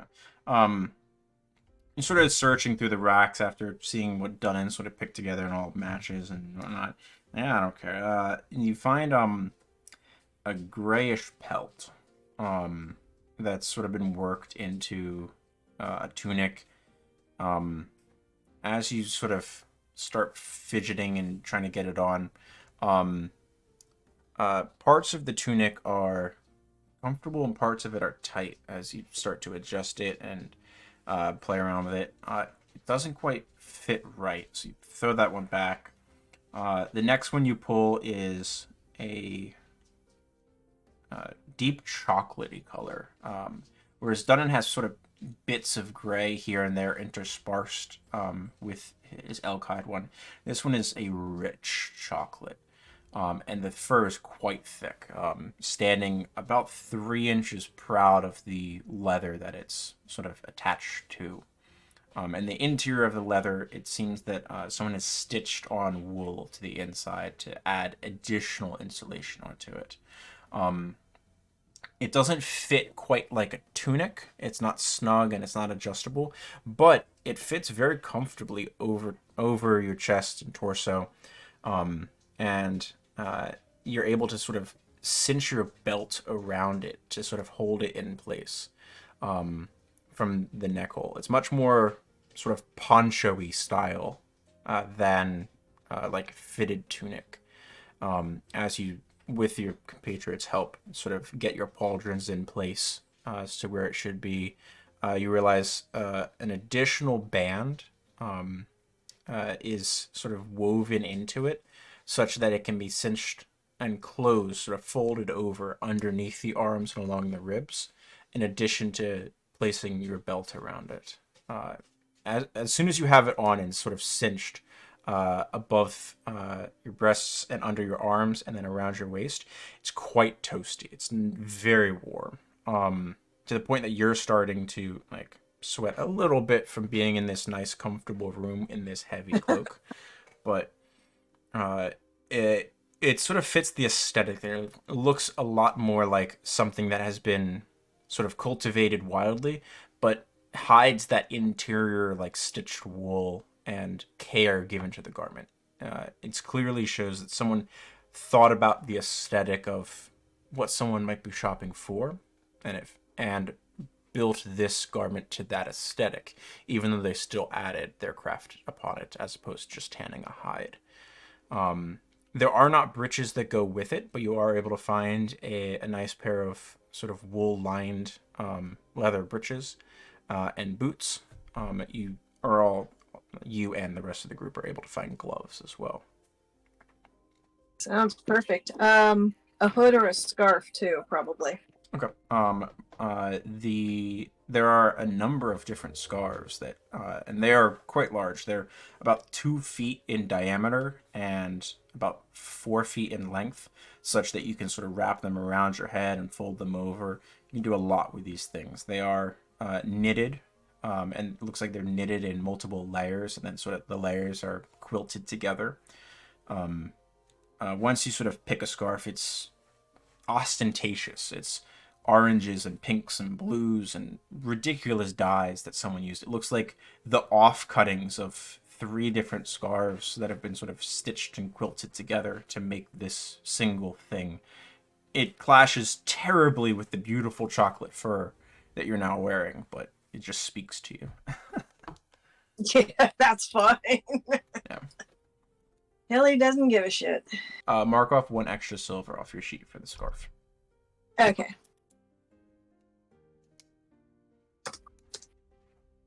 All right.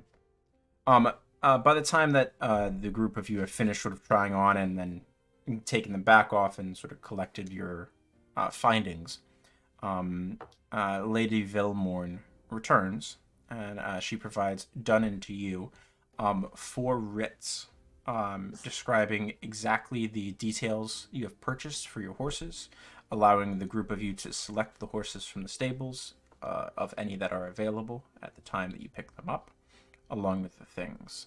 She hands to Willem. If someone could put this in the Discord chat, please, and just tag Willem. 30 days worth of food rations of his choice for the party. And she provides to you Aeolus, because you were the one who answered Siegfried's note to be able to collect his gear. You don't need to actually tag him in that, though, because he's not going to be back for a couple weeks. So we'll add it to his sheet. All right. Is there anything else that the group of you are looking to purchase here? You do also collect a climbing kit for each of you. Each climbing kit has a grappling hook, 5 pitons, 50 feet of rope, and a small hammer. Yay, more rope. Row!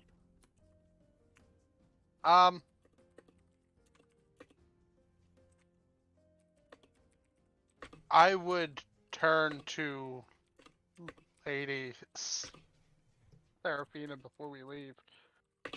Could you have a recommendation on weaponry? I do carry a number of weapons. For what variety were you looking? We have hunting, we have war.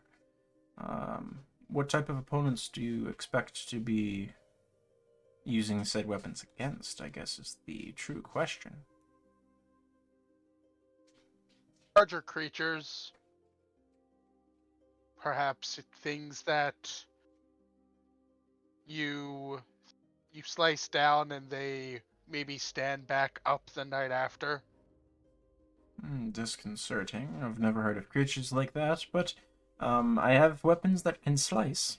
She leads you to a different shelving section of the store, and she has arrayed a number of all of the weapons involved in the basic list, along with the expanded list that I've added. So the setting specific weapons. She has everything.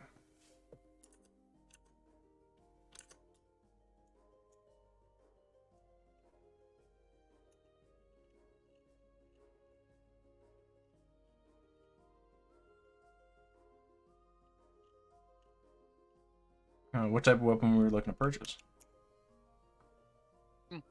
Well, I will grab a short sword. Okay. And then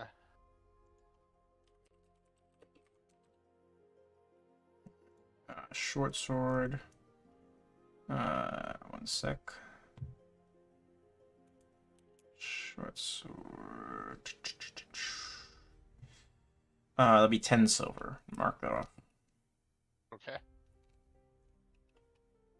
Because my chart is associated with no, my mistake. It's 10 gold. My apologies. It's 100 silver. Okay. So you can mark that out of the party loot if you want. Nope, Drop it. I still have my platinum piece. There you go. Mark off the platinum piece then. There we go. Anyone else looking for any additional weapons? No. Nope. Okay. In that case, does anyone else have anything that they need to do here at the Opulent Depths Merchant Guild?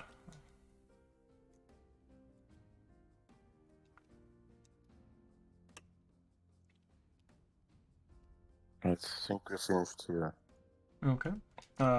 Lady Serafina wraps up your packages for you. And shows you Dunnan where you can collect the cask of ale, which you can roll out. Or it's a half cask. No, you guys got a full cask.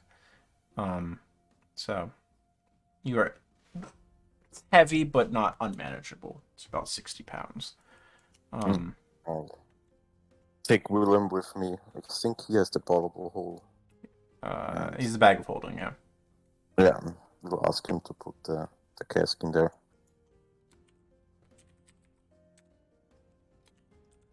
Right. Good to know we are replenished on the ale. It puts my mind at ease.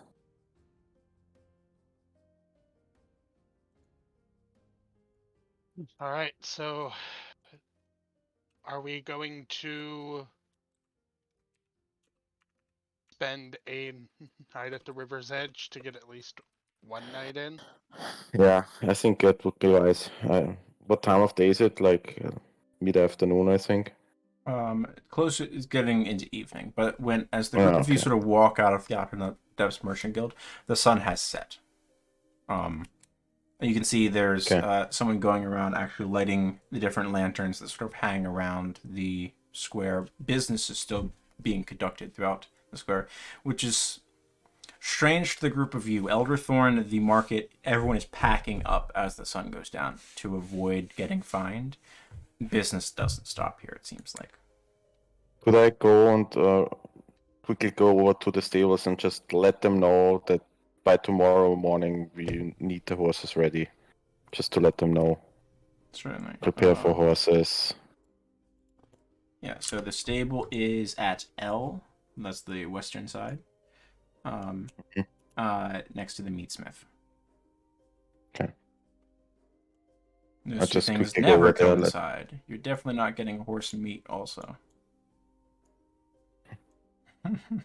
Oh God. Not that I wanted to. Okay. Well, I mean, if Don't worry, our there's horse not a glue factory. we have horse meat. Yeah. So yeah, you can let them know as such that though you want, and you select the foremost able-bodied and strong-looking horses amongst them as you do, Dunnan. Okay. And the hand. Let me see who's working the stable at the moment.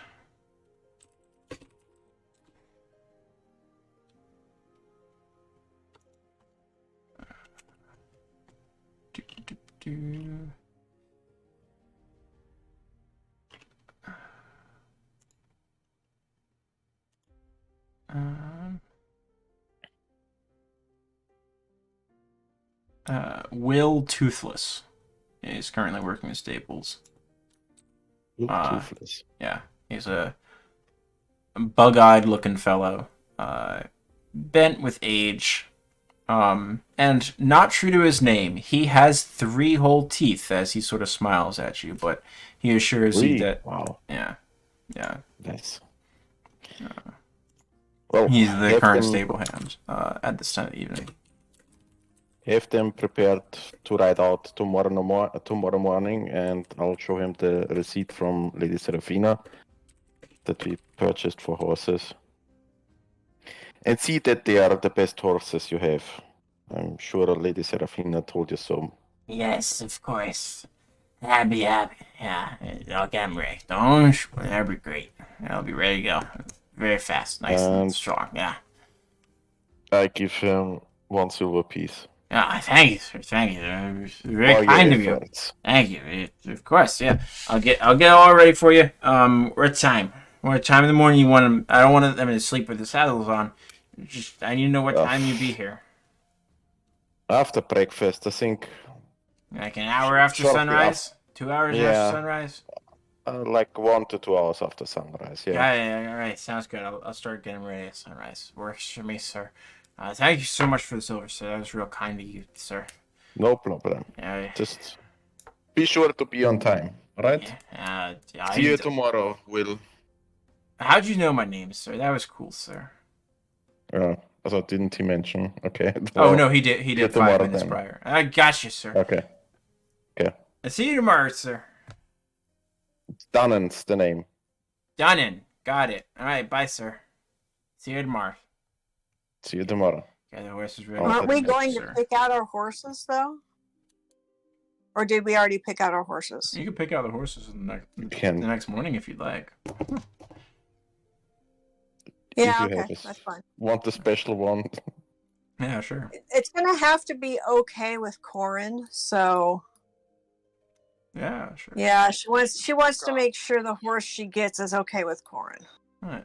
So you will have the horses ready to be selected the following morning. Then how's that? Okay, Okay. great. Sounds good. And then you I'm can... trying to save Will some work because I know what it's like to work for retail. All right. Anything else the group of you would like to do this evening before turning in? Yes, Dunnan would summon the bloody pup just before he goes to bed. Okay.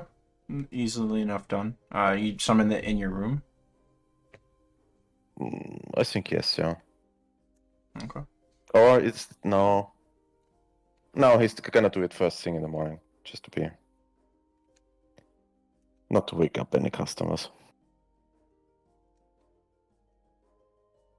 Ayla is Okay. going to spend some time down at the bar and is going to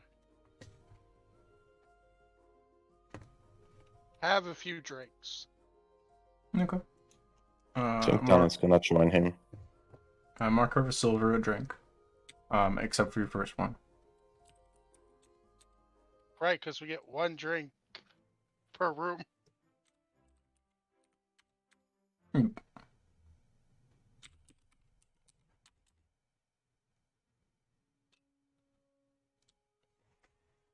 As you settle in, the tavern sort of waxes and wanes in popularity as the evening drags on. There's people that come in, drink, meet up with friends, and as the evening drags on, people start to disappear one by one. The barkeep keeps you topped up. Despite his prices, he is very, very good at what he does. He speaks with the people who come in, and he remembers every single person's name who enters. He greets them all by name, including the group of you. Do you do anything in particular during the evening?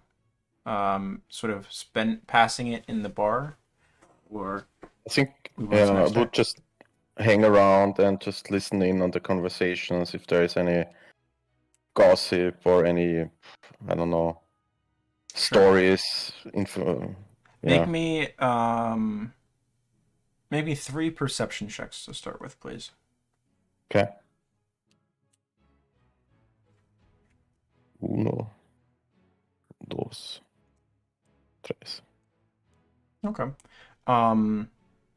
Earlier in the evening, you pick up and listen in on a conversation for a few minutes.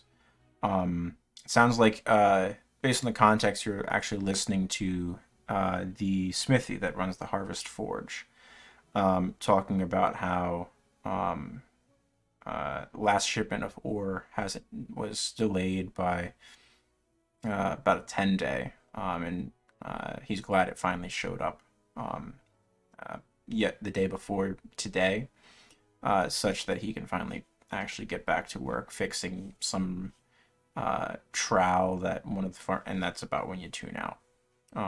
The second conversation you sort of tune into a little bit is looks to be a half-elven gentleman talking about the finer points of seduction to a halfling fellow, and they're sort of going back and forth. Wait, does she really like that? No, I don't know if she like I don't know when we're like being shot. It's a very interesting conversation, and they spend the night getting shot down by anyone that they try approaching. As you sort of clock in on them here and there, but Then discards any note that he's taking in his head. Just to see.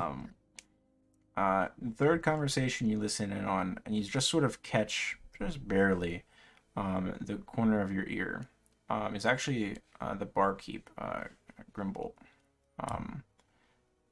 speaking with someone who you don't recognize, a unsavory-looking fellow with a heavy scar upon one of his eyes that's sort of snowblind. Looks like he might be a half-orc, but you don't see any of the telltale tusks, but the rest of the face sort of looks right. Conversations talking about some type of delivery. You don't. Chef check wasn't quite high enough to catch more details on that, but it seems like Grimbolt's a little bit upset with whatever the last delivery was, and the guy's trying to the one with the scar is trying to smooth it over, but context beyond that, you're not sure. Okay. And that's And later in the evening. The bar's kind of cleared out. There's still Okay. about 30 patrons, and like there might have been 100 in here at one point. But about 30 remain at the time that you sort of caught this conversation, just barely. And they cut the conversation short before it gets too loud, and the fellow with the scar leaves. Okay. In a quiet moment when Grimbold has some time, I would just usher him over. Ask, is there any news from the mainland? Yeah, did you hear anything? News doesn't come over from there. Yeah. Very rarely. It's maybe one ship a year, if that. We do our own thing, they do their own thing. No one travels. Because I overheard a conversation from, I think it was a smithing fellow who just mentioned that he was waiting on a delivery that got delayed for like 10 days. Oh, Is that like a common thing nowadays, or is it no. happening particularly often these days? So, that would be Theodore. He's the smith. He runs the Harvest Forge. You probably passed it on your way in if you came from the south or the east. But no, he's been waiting on a shipment of iron ore from up north. Barges come up and down the Droucian coast, the coast, and every now and then there's a delay if a barge goes down in a storm, something like that. Seems like they just got a blown off path a little bit from what the captain said. That's what he was speaking about previously. Referring. Oh, I got you. But no, deliveries don't usually come from across the sea. Usually it's pilgrims either running from an old life where they didn't do anything quite reputable, or just trying to start something new. It's uncommon for that. Supplies to show up, though. We do our own thing. I see. Well, thank you for your time. I'll better get some sleep. Sort of tops you up one more time. Oh boy, oh god, that's gonna hurt tomorrow. Oh, thank you very much, Grimbold. You're welcome. Don't worry about your tab. We'll settle it in the morning. I'm sure we do. And he takes a big gulp of whatever he topped him off. I think some ale. Yeah. I'll see you tomorrow, Grimbold. You head up to your room, summon your pup. Aeolus, anything that you do over the course of the evening? I'd say partway through, Aeolus just he leaves the river's edge and just walks Armskirk and just takes in the area. How it compares to Elder Thorn, the briefest of memories that he has from across the and the information that he received about the Win entities.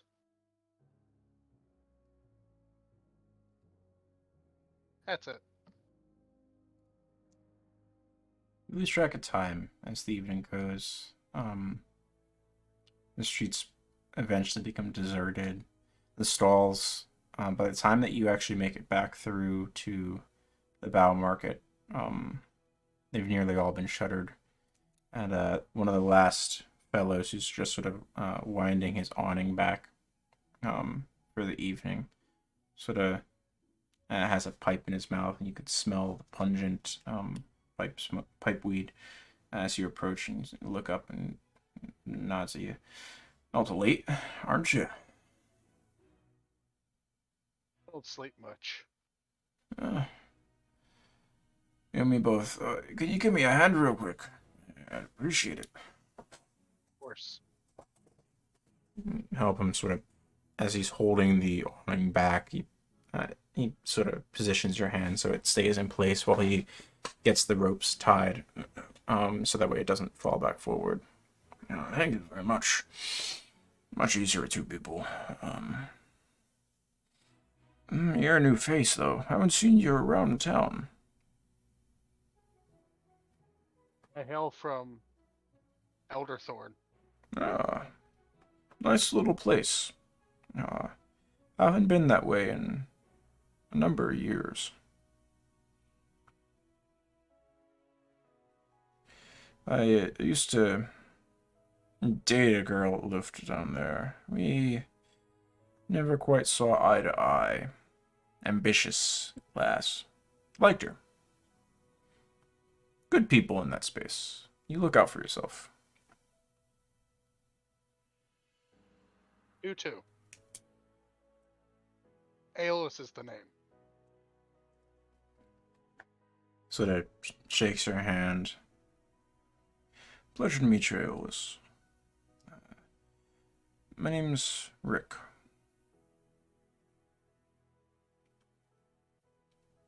Have a good night. You as well. Thank you for the help. Of course.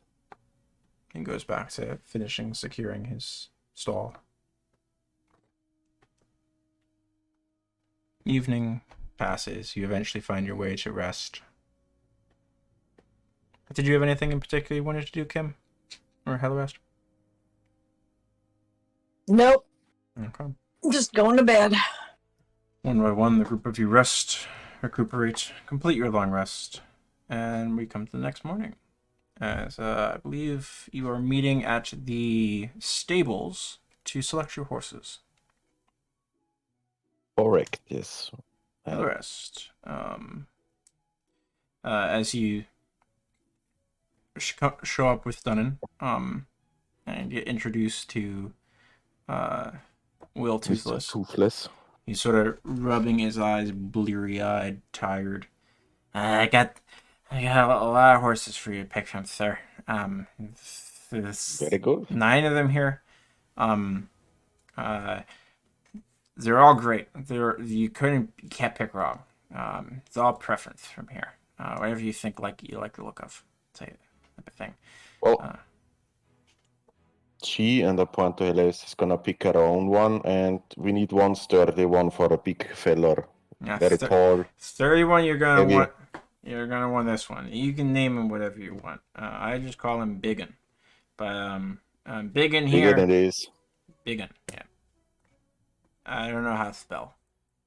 But never learned my letters.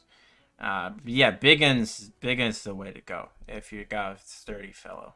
You're not too sturdy. Biggin can carry you too, sir. But yes. I got my own horse, or my own. So we're getting Biggin. Ma'am. So that leaves you 8 other choices to go through. So what type of feel you're looking for? Well, I have a special companion. Oops. Yeah, I have a special companion that I need to make sure my horse is comfortable with. Okay. Where are they? So not a flighty horse. Not a flight horse. Got it. We got 2 of them that don't really get spooked too much. He sort of eyes you for a moment. How scary is your fellow? Is he sort of a mean guy, or is he just sort of got a soft step, and that's why you need him to not be flighty? I'll just bring him out, and you tell me. Oh, okay, sounds good. I'll just bring out Corin. Holy fuck! That's a spider. You made a spider come out of your boobs. That was weird. Yes, I Yeah, did. it's always a shock at the first time. Yeah. My favorite part. Oh yeah, the reactions are always great. Booby spiders. Yeah. I don't know what to think about that. That's Corin, by the way, just Hi, to give her a Corbin. She's name. very handy. Hi, Corbin. Nice to meet you. I hear you get handy with boobs. I like you, Corbin. Alright, let's pick out a horse, Corbin. Come here. He sort of looks at the spiders. Looks at you. Corbin, know what I'm saying?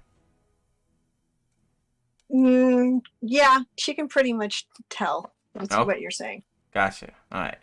So, it leads Corbin up to two horses. And you can see a few of them are sort of stamping and like trotting as they're tied up at the moment. But two of them are just sort of still working on the bags of oats that you suspect he led the 9 horses here with. Two of them are just still sort of munching happily. It's all right. So there's this one, and he gestures to the horse on the left, and it's a sort of a painted horse. It's browns, whites, and blacks, about average size. Not super sturdy, but looks strong, and the mane has sort of been tied back and sort of braided into itself to just sort of hold it in place. It's just sort of munching away. Big round eyes. The one on the right is more of an ash, and it's got looks almost like gray water stains painted over it here and there. It's coming up from sort of darker legs to the lightest gray is along its spine. And this one's mane is just free. Now these two. We got the gray one and Speckles. And she'll go up and introduce herself carefully. She has been around horses before, not an expert, but knows how to approach a horse gently. And with Corin on her shoulder. And she just, talks to the horse and sees what they have to say. And then she'll go first to the gray one and then to Speckles. Yeah, make me 2 animal handling checks. Okay. All right. So as you approach the gray one that sort of has like the water stains, it looks like water stains almost. That sort of climb up its legs from the dark bottom of its legs up to its haunches and then onto the very light gray along its back. And it sort of snorts once and sort of noses into your palm a little bit. It sees Corin sort of on the ground next to you and pays it no mind. The other one, as you get close, sort of whinnies a little bit and sort of pulls against the lead once it sees Corin. It's like you touching it sort of distracts it from the food and makes it sort of pay attention to what else is going on around it. And then sees Corin and sort of shies away a little bit.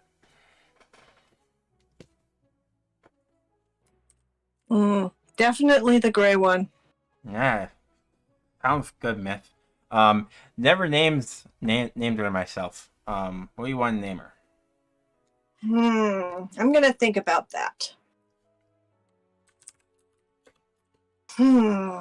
Give me a minute. Go on to somebody else. Alright. How about you, sir? Looks at you, Aeolus. I will take any of them. I don't have a preference. Sure. Roll a d8 for me, please. Sure thing. 4. How about this one? He produces another horse. This one's sort of a tawny, like brown, some not quite like chocolatey, not quite coffee. There's like hints of like yellowish gold in there. Makes you think of sort of like a yellowy sand. with bits of gray along its hooves, and the mane and tail are match that same sort of gray. I call this one Bill, but that's just because he looks like my brother. So you can call it whatever you want. I don't think he knows the name yet. Okay. What do you want to call him?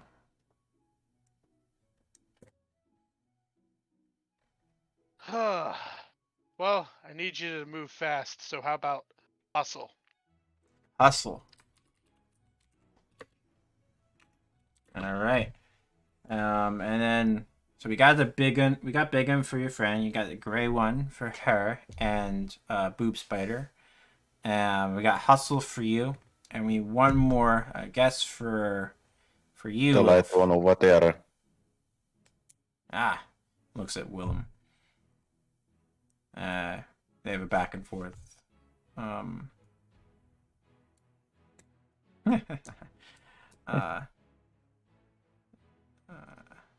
I think a black one would suit him very well.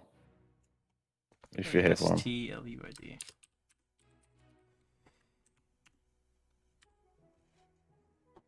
Well, we don't have there's not a black one in front of you. We don't have any of them for sale at the moment, but there's this one. It's sort of like a ruddy. It's like cherry chestnutty sort of color. It's sort of dark. On dark night might look black. Is that good? Sounds about right. All right. Just as long as the name's not Chestnut. Let's call it Mimal. It's dwarfish for darkness. I mean, you can try. I've been calling him Tito, but That's fine. It was just a recommendation. It's Willem's decision. you can go wherever you want. See if he'll listen. I'll tell you now, Biggin ain't gonna listen to anything but Biggin. He's stubborn. Begin. Alright. Yeah, Biggin. It's like begin, but big un. Like you're vomiting. I get it, Will. Yeah. I get it. Alright, yeah. But don't actually vomit when you do it. That'd be dirty. Yeah. I hope not. Yeah. We got Biggin. We got Astlid, Hustle, and Tito. All right. I'll get them all set up. Come back about an hour, and I'll be ready to go. Sure. Right. Well, I could go for some second breakfast if you want. Anything else the group of you needs to do this morning? Checking back in with Iron Fang. Are you doing anything before setting out, or no? I think we have everything settled. I don't know. Aeolus would check in with the Iron Fang. Mainly wants to go bother Ara Okay. because he knows that it'll get on her nerves. This goes well for you. Yes.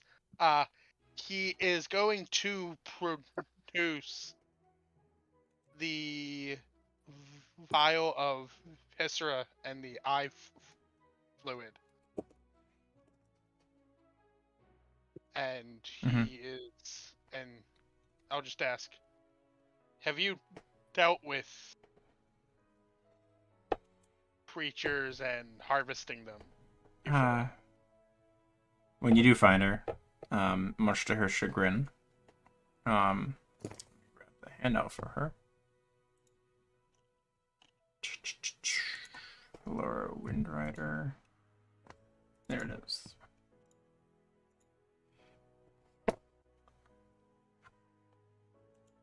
Much to her chagrin. Yes, I captured. Well, not captured, it was dead, but managed to secure one of them a long time ago, the star spawns. 4 decades ago. They're a small nuisance. They show up here and there. No one's quite sure from what. They usually eat a person or two, and then they get found and dealt with.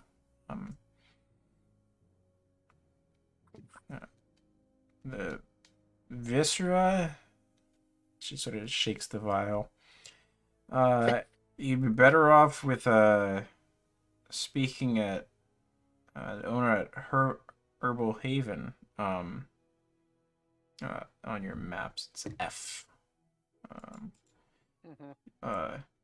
But the proprietor's been out for last midsummer last year. If she comes back, her name's Froen Tea Dance. She just hasn't been back. I was hoping she was gonna be. He's not going to be returning. No? Aeolus will hook around and will fill her in what has happened. No. Yeah, guess she won't be then. Yeah, no, she would have been the person to talk to about it. She loved anything like goopy and slimy, all that.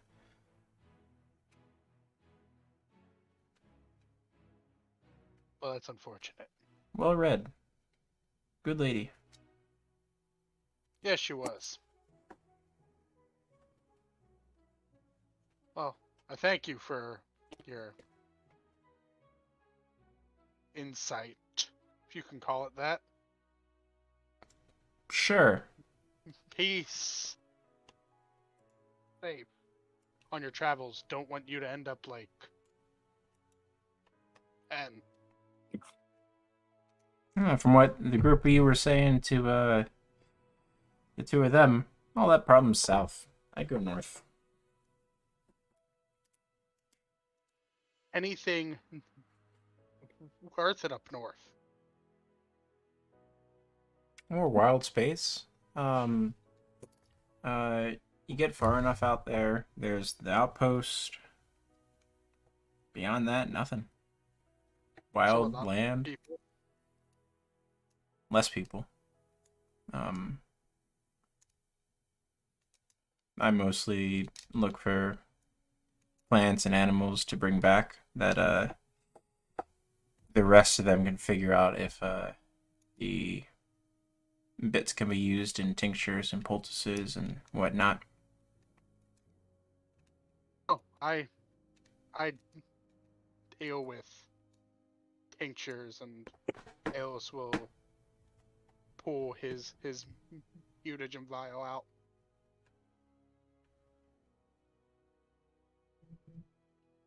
It helps. She reaches into her tunic and sort of pulls forward, and you see a string of 7 different vials sort of set there. Preaching the choir. Hold up. How do you get them to last so long?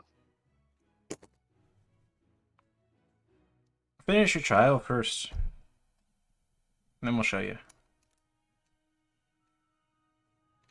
I'll be gone by then, though. Take care, Aeolus. Yeah.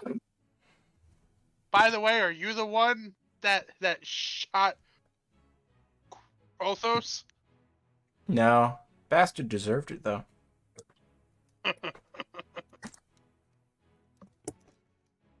She leaves the area that you were speaking to her in.